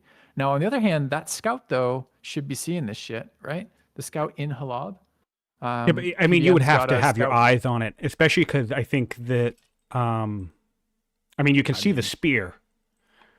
But the heavy chariot, I don't know if you'd actually see it come down. Expanding towards one of the sites that is likely to be as close to my opponent as possible, and my opponent is stronger than me, I'm probably hoping to look around at my vision from time to time. All right, we're going to see. Well, that Persian warrior just got a whack from the Thracians, so that's even weaker now. Really gonna I cast Oro's game, his last game versus Klaus, where I think he stayed in it as long as he did because I think he was not aware how far behind he was. I feel like that's happened a little bit here with this, not the game here, but the warrior. Like this warrior is staying over there. Like I think he might save this warrior because he's going to be forced to retreat because he's going to heal it, and that's going to save him from getting run over by these chariots that he doesn't know. Yeah. All right, we did bring 2 spears in the area, so that's going to complicate things at least a little bit for the Hittites. But yeah, all eyes on this Thracian site here because this looks like our first major point of conflict of the game. We have 31 orders for the Persians compared to 18 at the moment for the Hittites. Probably a lot going into work returns over there because they did have more than 20 at one point, so probably doing lots of... I think you're right, though. I don't think PBM knows yet because I think the second we see PBM react to this stuff happening there, we're going to see that invisible scout move a little bit left because he's going to want to know what is actually going to be contesting this site with me. So yeah, I think that's when we're going to see him wake up to this. I think the fact that this scout over here isn't moving to check out this center site is what tells me that Moose probably isn't aware of the movement. Yeah. Yeah, that's what I just said. That's exactly what I just said. Oh, sorry. All right, we have 4 turns on forestry. I like the players using the filters to play for the ambush. You don't get to ambush a lot in this game. There's a lot of sight in a lot of different ways, and it's pretty nice to see someone paying attention to that. All right, let's see. We did rush out a Paltan cavalry, so I'm suspecting I kind of lost track there, but I'm suspecting we hit the 50% mark there to decrease the cost down. So that was about a 5 or 6 turn Paltan. There's the scout movement. He goes, oh shit. There it is. There we are. Hello. Hello, Hittites. Yep. All right. So let's take a look at the power graph right here. Only a slight advantage for the Hittites, 330 to 310. So that should equalize, or actually the Persians should take the lead there once this Paltan pops out. However, it becomes a question of what's actually in the area. Right? So we'll have 2 spears, a Paltan, a warrior, compared to a heavy, a chariot, and 3 spears. So the slight advantage for Hittites there. Yeah, and his next 3 units coming out are all boats. Next 4 units coming out are all boats. So it's not likely the ground game changes too much, except Wow, yeah, that we're going to have quite a lot of boats in Hittites. we have Ishtar Gate next turn, though, which opens the ability for all of his cities to rush if he wants it. Doesn't have a lot of civics right now. That's probably not going to be happening. But B also has a chance of a lot of events. I don't know if the city developing culture events can spawn units, but probably, right? I think there might be 1 or 2, but the other thing is, speaking of civics, is that there are a handful of civic dump events off of culture, so we could be looking at getting something as much as 300 or 400 civics next turn once the Ishtar finishes. So we're going to keep an eye out on those events. Yeah. So there's a very interesting decision for PBM here. He's being forced to make this decision, and I think the decision is going to be to fight over this. It's one of the cities on his side of the map. He's just rushed his first Polton, and he's probably strongly considering a second one already. And he still has schemer orders, so he's sitting on something like 40 orders in a turn if he wants it right now. I think he's very likely going to contest this, and I mean, judging by these units, this might be just a little bit early for Hadi. I think, I'm not liking this positioning because... Well, the thing is, he's got the settler right there. So if he kills this right now and force marches that settler... But does he have the orders? Yeah, that's the question. It looks like no this turn. Okay, so it's cleared. Oh, he does have the orders. Yes. Wow. Awesome. Awesome. Awesome. God. That's that hill movement, huh? So great. Oh, yeah. See? Hittite hill movement. This is all hills, guys. Yeah, that's very Oh, my favorite nation. I love this faction so much. Well, I mean, this is interesting because on some level, this is a little premature for the Hadi, right? In the sense of they're in really good shape. Maybe they don't know how good of shape comparatively, but we do. And his next round of boats, although excellent for doing lots of things like conquering those islands and connecting his water networks, isn't really that helpful for defending the city by land. Mm-hmm. So of all the times that the Persians might be able to take this city if they apply some pressure to it, it might be now. Mm-hmm. Yeah. I mean, you definitely have a handful of spears in the region. Yep. And I mean, those are both tacticianed horse units, but it is a chariot. Chariot by itself is pretty squishy to spears, and it's not like the tactician keeps them alive. It just does some counterattack damage. That heavy one's a bit spookier. Let me see these bonuses. We have double combat, swift, and tactician. It's not too much here. And the chariot is strike. I don't know. Does Persia have exploration? Do we know they do? Let me see. Am I on the right one? Hold on. I guess we'll see in a second. We go to Persia now. No, they don't. Oh, that flood is so bad for Oh, Persia. that's awesome! That's impassable terrain. That is the coolest thing. Look at that. Oh, I love this game. Perfectly That's so timed cute. flood. Like that. I mean, I guess it's only going to be for a turn or two, but this is probably the turn he wanted to hit. Thank the gods indeed. I don't know. Looking at Persia's build-up here, 1 Polton and 2 spears and 1 warrior, he's probably a little bit light to actually pressure that. Yeah, no, yeah, but either way, that's just awesome. That's perfectly timed. Oh, that's so cool. I don't know why you like that. Like in the sense, like it is impactful, but maximum impact from RNG is, I think, where we very much differ in our theories of what we want from a game. So for me, I find that kind of unpleasant, right? Like I want the players to decide this, not the RNG of the events to decide this right now. And judging by Persia's forces here, I'm not sure he's in a position to contest this, but he might be. And if he wants to, I want to give him that chance. Okay.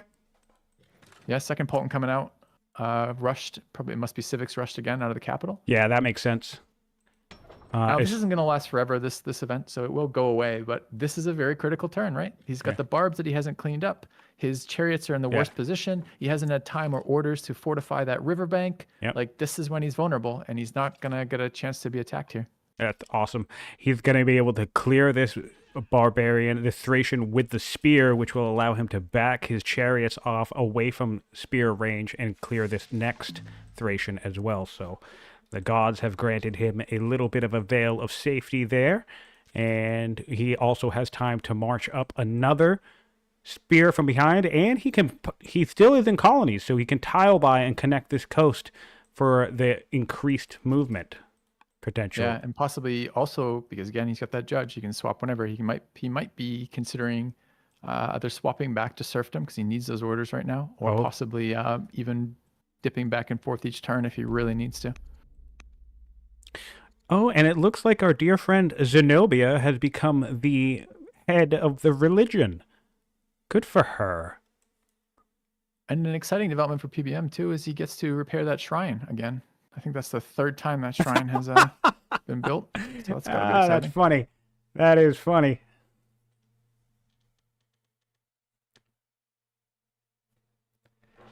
Well, 2 Pultons maybe Yeah, do it, but basically Magnus summed it up. Magnus in chat has a comment. That's the old world spice, so really interesting to see players adapt to the flood. I agree. I mean, I think it's awesome when, I'm coming up to do something, and next thing you know, I'm just about to invade, and I get an earthquake, and it's like, oh shit. I don't know. It's just fun. I just think it's fun. Yeah, and also, as a viewer, it makes it very exciting. As a viewer, it makes it super exciting. That's funny. I don't want to go down it too much because I don't want to cast that negativity on that way. But the exciting part of the viewer for me watching this was I was looking forward to the players, their forces clashing, and they may still get to do that, but it's going to be more turns to set up for Hadi here.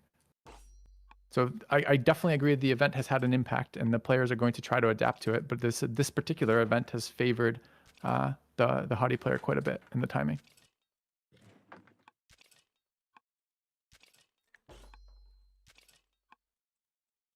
2 turns to colors. Interestingly enough, I mean, this is classic. I tend to do this quite a bit as well. We've had ambassador and chancellor slots unlocked in the Hittite land for quite some time, but haven't bothered to appoint anyone because we just really haven't needed anybody in those positions just yet.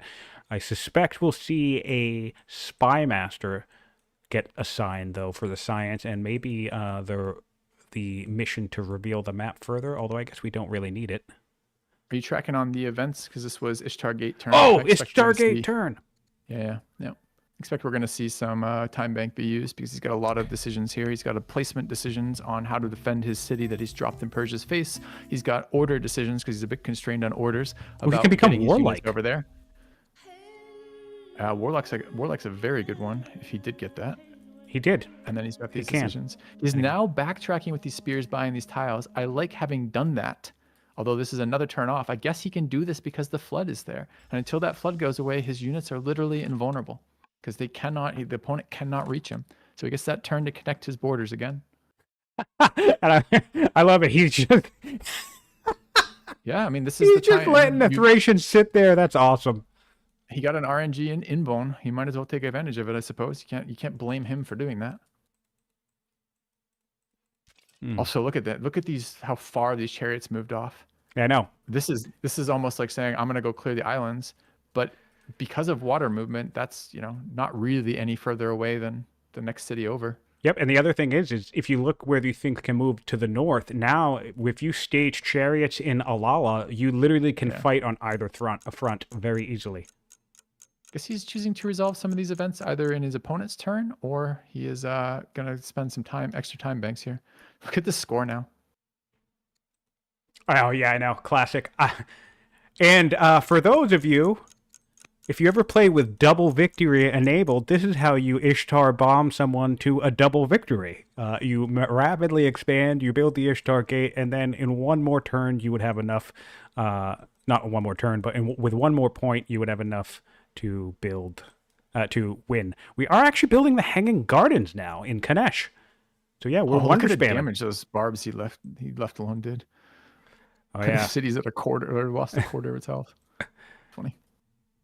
But the flood has hit another turn, so this is maybe a benefit in one sense. This will be if he has the civics, another Pulton Cav. Barring that, it's the second Cav out that he'll be moving over there, just waiting for the floodwaters to go down. So he might actually do something. Oh, and actually the flood's even worse too, right? So not only does it block his entry into that new city, he can't actually stage either because his 2 cities are cut off. Yeah, he can't get close. Oh, poor old PBM is having a go of it here. More raiders have arrived. They pillaged that shrine again. That's another stone cost in Proverbs over there. Oh, yeah, crisis. He does not yet have... he's got his second cleric monastery up, but not his third. although the religion is spread over there. That's nice. He's getting To it get lucky on the horses- random spread on that front, I suppose. He I don't know if still that was a random or not, but yeah. Go on. I was going to say he still hasn't adopted any theologies yet, though. Yep. So just these monasteries, which are, 4 science instead of 2, but it's a lot for having clerics. And the divine Yeah, rule, I suppose politics in Persia has taken a bit of a dip because we have more pagans than Zoros, and the pagans don't like us all that much. Oh God! And is it his daughter? Yeah, his daughter has taken over. His daughter with that minus 170 I commented on earlier is now taking over the Ryder family. So those Pult and Cav are going to be extremely negatively bonused, right? Is it minus 10 or does it even go lower than that? It's currently minus -10, yeah. It I can think that go is the max when number, they're right? furious, it can go to -20. It's crazy. Can it really? Yeah. Oh no. Yeah. All right. Well, he needs to fix that. This might actually be an abdicate time for him. Honestly, I think the flood's helping him here by not allowing him to go in, because I really don't think it would work out for him. Well, he's taken the opportunity to rush a third Pult and Cav. So I would really, with this, the way this works out and her being the head of this family, if we look into that family, who's the next person likely going to be? We got commander, tactician, and hero. None of these people are going to hate you. I think there's a very strong argument for doing something like getting your next Pulton out, abdicating or taking the extra orders for the turn off the schemer, and then abdicating mid-turn. Yeah. It will both be a big boost in orders on that turn and a big combat boost. I wonder if he will consider it. All right, the Thracian threat has been dealt with. Our ship has been built in Hattie. I suspect we'll see an anchor up north soon. We got some... Ooh, and we eliminated Thracians for 6 legitimacy. Fantastic. We can get proud if we want it. Or, I mean, we're going to have to get proud, actually. Yeah, Proud really not bad at this stage for him. Not his leader. Oh man, Warlike on that judge is just... Oh, so good. So good. And Yes. that Warlike combos with the Ishtar bomb that we just played off of. In what sense? Because all the cities... Extra culture level. Oh, I see what you mean. Yes, It's gonna one be training 2 for at culture least. level, so now all of our cities get an extra 2. Yep. 3 turns away from strong in Kanesh, so we're definitely going to be beating Parsa for sure there. Building more festivals in Kanesh. Well, this will be our 13th festival, guys. This is the new meta festival spam, so way to go. Zenobia does what Zenobia wants. And when you have 4 marble in that city, is it even more than 4? No, it's 4 marble and 2 regular quarries that have been upgraded along the way. That is a lot of local civics. How much is it pumping per turn? 55. 55 civics per turn. Yeah. That's a wild amount of civics. It's insane. It's insane, man. That is a wild amount of festivals you get with the civics. This is what I was talking about. It'd be nice to be able to translate that into a little bit more of an advantage than just a shit ton of festivals. But Yeah. Yeah. Oh, and we're creeping north. We're creeping north as the Hittites. Ninja's creeping north to contest this site. We know that there's no settler up here that we can see anyway. And I'll be really curious to see if we get a force march into this next turn. Yeah, I mean, this is an interesting... Oh, and a level up. Very interesting to see him pull those chariots way, way, way back like that. Now, So his opponent has no idea where they are anymore, but knows they can show up on a moment's notice. His opponent is very much not tracking on the fact that there might be chariots arriving in a moment on his camp that he's clearing up north. This could easily be 3 unit kills there. I guess with the spear placement right now, it prevents the full route chain, but with 2 chariots, I think that's probably going to be kills. Oh, he does have a scout there. I lied. There's still an invisible schemer scout in the middle of the city watching that, so he knows exactly where those chariots are. he can't see the chariots. He can only see the warrior. Sure. So unless he saw these units move up here specifically, all he'd see is the 2 warriors.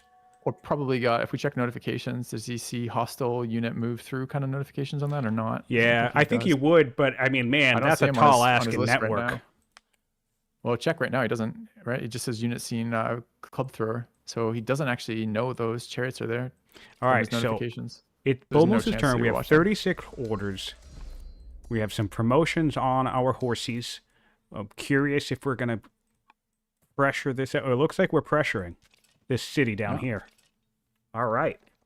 So BullMoose is going for some aggression. That's moving over. It's certainly setting up for it for sure. Meanwhile, the raiders pillaging those shrines again. So Yep. that's exciting. Yep. All right. Are there any cognomens based on repairing your buildings? Because you might be going for one of those. Maybe this is- There are not specifically the mason, and the one that you get normally from wonders is based off of improvements, and I think it also includes repairing stuff. Okay, well, maybe there's some payoff for this. We're actually the glorious, so that's nice. We're 6,000 points away from getting magnificent. Yeah, man. I don't love going into combat with your very expensive double promoted Paultons with negative family strength here.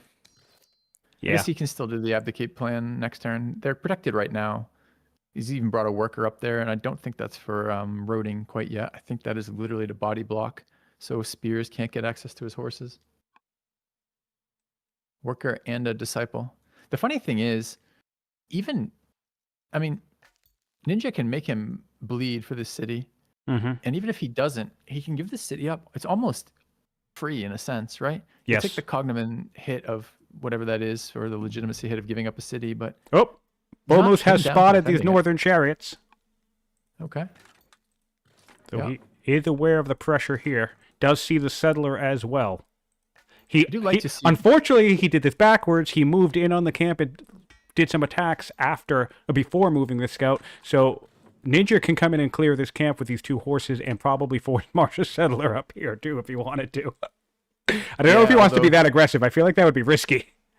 This terrain a little bit more favorable than the southern terrain. The southern terrain was all hills, which is slow for PBM, but fast for the haughty. This Yeah. is at least woods, which is equally slow for both of them.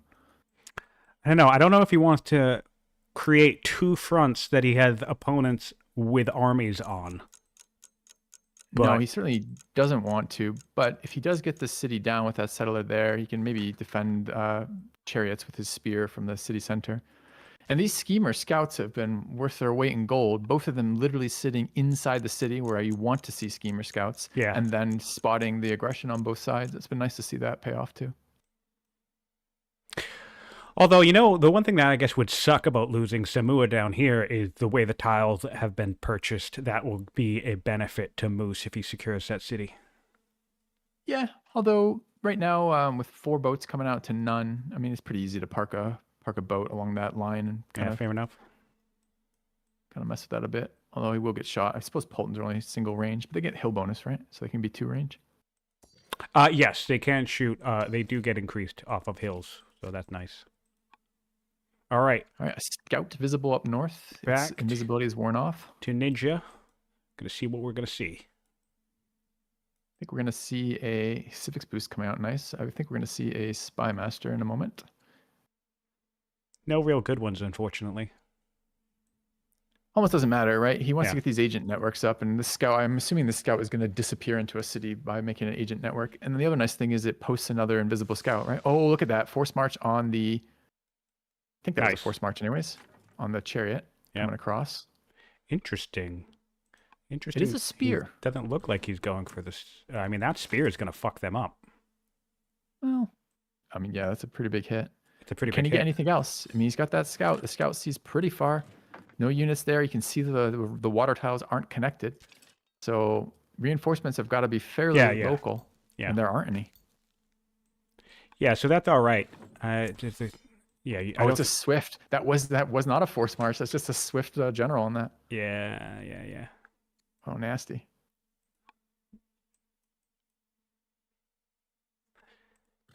Yeah. Nice. All right, so that's a kill. That is It's funny. a He kill. got some Samua down before Ishtar Gate finished too. So they got the extra culture level. That's awesome. He can actually rush another spearman out from this front line if he wanted to, if he needed to. Yeah, and with the civics boost, he's going to have a lot of things capable of rushing. And if we remember his tech, he's at sovereignty, and machinery is going to be coming up soon. It might be rushing some onagers on the front lines, but even then, with this water network, Ooh. he doesn't have to be the front line. Yeah, no, it doesn't. And then ballista's not far behind that either. I haven't Yep. even looked at the science rate in a while. We're still 53, so let's do a comparison between our players now. It's still a lead for Ninja, 53 to 41 on turn 48, and about 500 science in the tech tree for Ninja.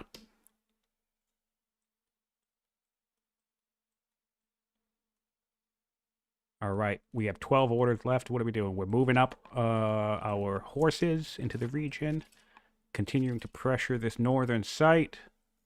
We're still on colonies, even with a judge ruler. Yeah.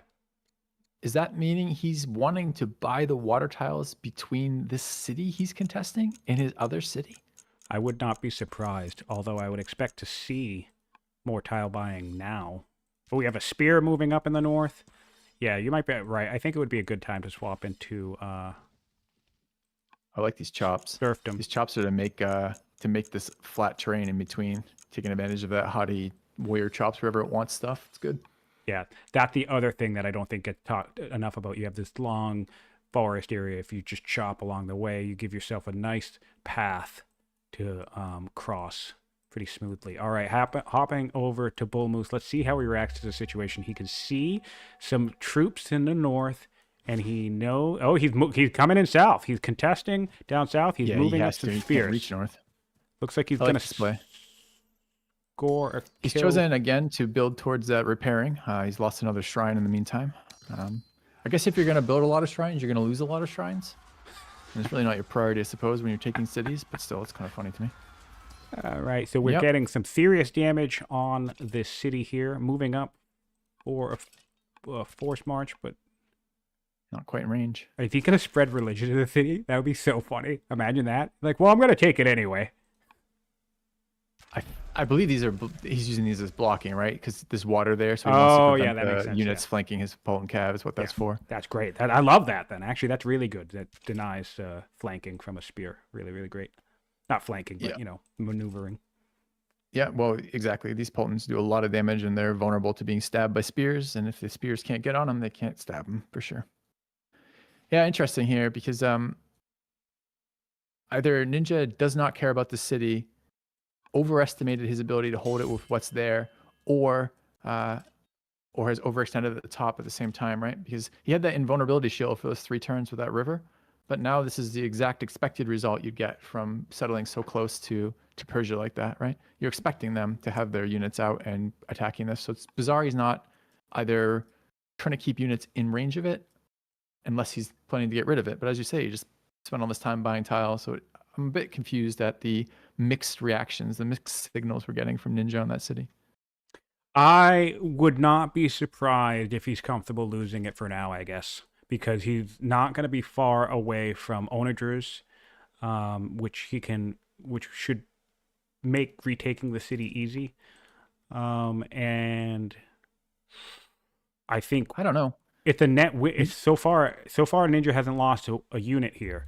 He's going to kill 2 more Persian units and steal this northern city site, and all he would have traded This for is it such a defensible city from the haughty point of view, right?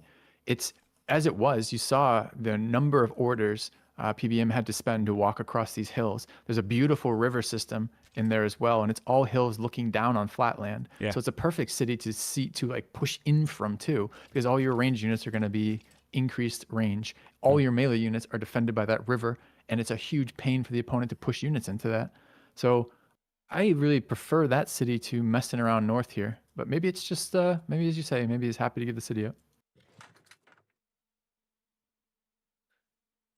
And that's okay. We're back on Ninja right now. So both of the Persian units stayed to fight and did some damage to the heavy chariot. Heavy chariot. Nice. Wow, so weird. That way? I'm surprised that he didn't. He's going to protect. He doesn't have anyone else in range. He's going to protect. Yeah, I get it, but he could have killed the warrior. Yeah. And then both units attacked the spear and killed that. It would have left the Vandals the site there. But he would have killed both the enemy units. I mean, I suppose they're not going to run from chariots, and this does protect the heavy chariot just fine. So maybe that's what's happening here. But I need to get the route attack still. Yeah, maybe that's fine. But I mean, if he's just going to plant cities and give them up right after, I mean. Ooh, I hope he comes up with this. Can this spear? Yeah, there it is. Double kill with a spear. Ah, Oh, nice. yeah, the Pierce. So what about the southern side? He's only got 4 orders to deal with this. None of these units have attacked or moved. So what I would do here is I would send each one of these spears right along this front that up here and just toss up the city, I guess.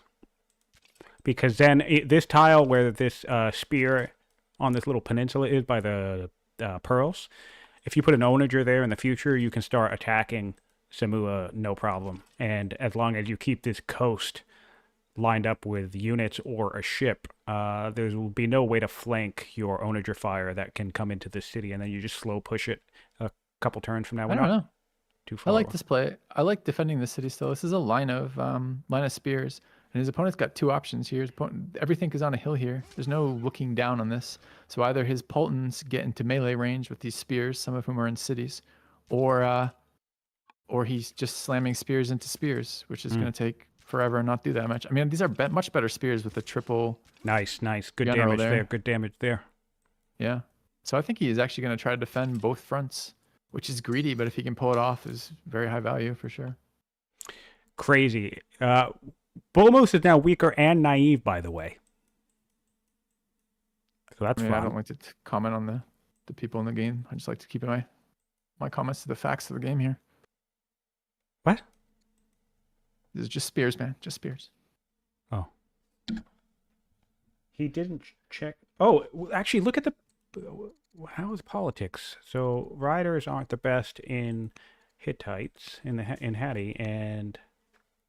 Yeah, unfortunately, he is everything advocated. Still angry. It's still shitty in Persia, so he's still minus 169 on friggin' riders when he's got a 3.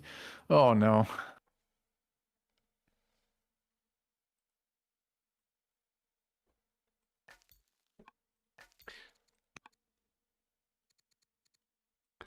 Oh, no. All right. Is he, has he swapped back to navigation yet, or is he still colonies? Still in colonies. Wow. It's either just like no concern or not thinking of it, not tracking on the fact it's 100 to swap as a judge, maybe. Wow, he's building spears in nearly every single city. Yeah, it looks like he's smelling blood, sensing blood, rushing even a spear. I mean, your opponent's weaker than you, and he's probably accurately assuming that everything he sees at Samua is pretty much all of what Bullmoose has. And really the limitations of Poltons being on display here, right? Which is they don't have 2 range. Like, you got to be in melee with these things, and they're fast and they do good damage and they have decent combat strength, but it's not perfect. You can't flank here. Can't get behind them to flank. So it's just spears versus the unit they're bonus versus. All right, we're back to the moose. Yep. This is going to be a very big turn here, one way or the other. Because we're backing off. For him to be in this game, well, is it everything or just the one? Oh, if he's we're retreating. Fully. This is a full retreat. Oh. But there's no coming back from here. You just lost north and south. Your opponent's on how many more cities than you? Yeah, so 4? Like I said, I didn't really like the idea of attacking in the first place, but I think with where he was... But this is the worst case scenario. You just paid the full cost of moving up there, then paid the full cost of moving away again. Yeah. For what? I mean... I don't like that at all. Attacks fail, and so I guess he's just trying to salvage himself, I suppose. I don't think he would have been... Maybe he would have been able to get a kill here off the... spears, but then like what do you lose in trying to do that? I guess I don't know. Not looking good for Moose. He's out of orders. He's going to lose this disciple if he. Well, I mean, he might not necessarily lose disciple, but not that it matters all that much. And that's a 3rd. He's got his monastery pillaged now by the same my God, pillaging all the shrines. Oh no. Yeah, not looking hot in Persia. A little bit of a Bronze Age crisis. Units to save him here. Or just the cleric units. I mean, Sentinel would be clutch. Just versus those raiders for sure. Oh no! Look, there's a raider further inland, pillaging another shrine. Have you looked? Yeah. Oh my God. Yeah. They're the shrine-seeking menaces. It's terrible. Yeah.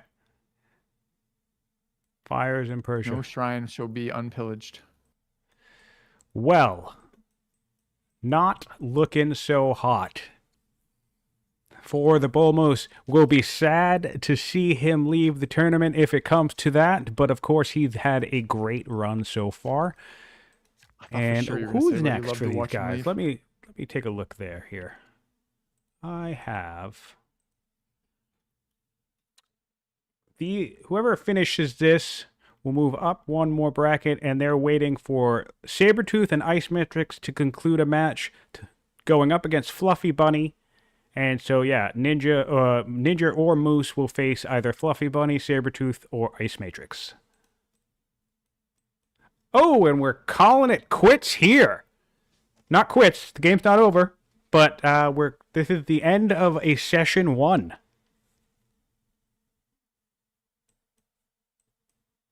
Yeah, it does look like they are choosing to call it here. Which, on the one hand, great. Give Moose some time outside of the game to collect himself, figure out how he wants to proceed from here. If there is a way back into it, that break may help him find it. On the other hand, this game feels very close to finished from my point of view. So I don't think it'd take very many more turns for them to decide that themselves, but we'll see. Well, let's try to look at the positives. Positives are that the science gap is only 500 at this point, or just about 500, yeah. So that's not completely insurmountable. The issue we have now is, combined with that science advantage, is that your opponent doesn't just have their side of the map, they also have parts of your side of the map already. On both sides. Also full water control, also 5 ships, also 4 more cities, also better science. Wonders. The wonders. Yeah. So the tricky thing here for Moose and stone economy, right? Because we're looking at 82 stone per turn. We're going to need that stone. Wonders are not coming down the pipeline for Persia anytime soon. It is entirely possible, I think, that Ninja could point victory this, even if he can't actually militarily seal the deal, which I feel like he would be able to. But look at the stone production as a whole, just to show that graph on stream. It's absolutely lovely. It's absolutely hilarious. Like the total stone produced this game. Oh, this is so great. So again, this is the mirror map, everybody watching, right? So again, not necessarily that you have to do the exact same thing that Ninja did here, but this is just highlighting the difference. You had 7 marble quarries potential at the start of the game, and you had someone who went straight for stone cutting versus someone who had stone cutting somewhere around like turn 33, turn 35. That's the difference you're looking at. We're looking at 3,400 stone to 680 stone. This is one of the reasons why you do not want to wait to build your quarries. Crazy. Yeah, interesting match. So many decisions there, and such a tight game in terms of time that we actually got to see a lot of those decisions, the repercussions of the decisions in basically real time. You know, you don't often see that so quickly. So kind of cool. All right. I think our players are done, right? Did they already say that they're done? They are. Yes, they did.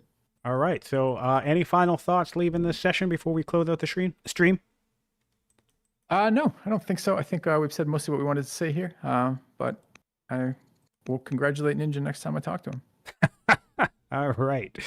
All right, I'm going to go down on some final stats here, and I'll say good night to our faithful viewers. We have nearly 30 people in the chat with us now. I appreciate you all being here. The national wealth at the moment is 6,600 in favor of Ninja compared to 1,000 for the BullMoose. Specialists, 13 specialists in Ninja's Hati versus Persia's 5. 13 workers in Persia. That's crazy. Some of those are disciples, though. Military units. Both players have built 9 military units, and yet the advantage here is leaning on Ninja for now. How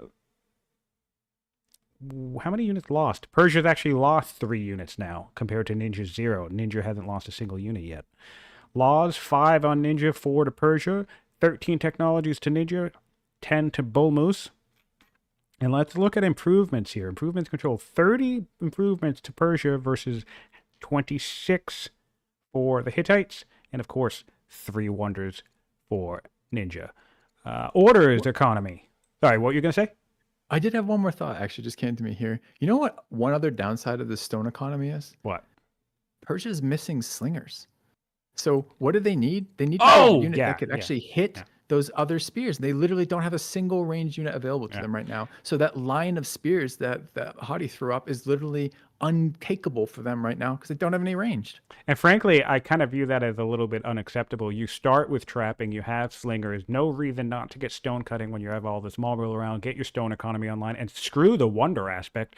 That would give you the ability to spam a bunch of slingers, which are high value. Yeah. All right. Anyway, Sion, appreciate the invite for the cast, or you acquiescing to have me along, I suppose, and enjoyed it again. And I'll talk to you on another one. All right. I'll see you around, buddy. And yeah, so orders, we're at 37 orders for Persia. So that's pretty much the only advantage that Persia has right now is order advantage, classic Persia advantage. But, we've seen time and time again that Persia's not always able to translate that into a win. Persia has had a lot of losses in the tournament so far, and 25 orders for the Hittites.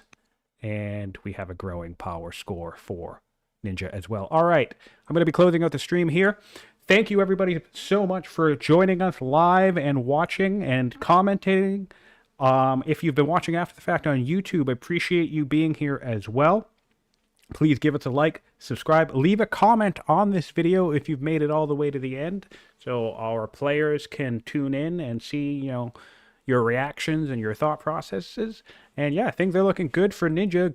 My personal favorite, the Hittites, having a nice strong showing, and Persia gonna have to figure out a way to get back in the game next session. Thanks again, and have a great day, morning, evening, whatever time of the world it is for you.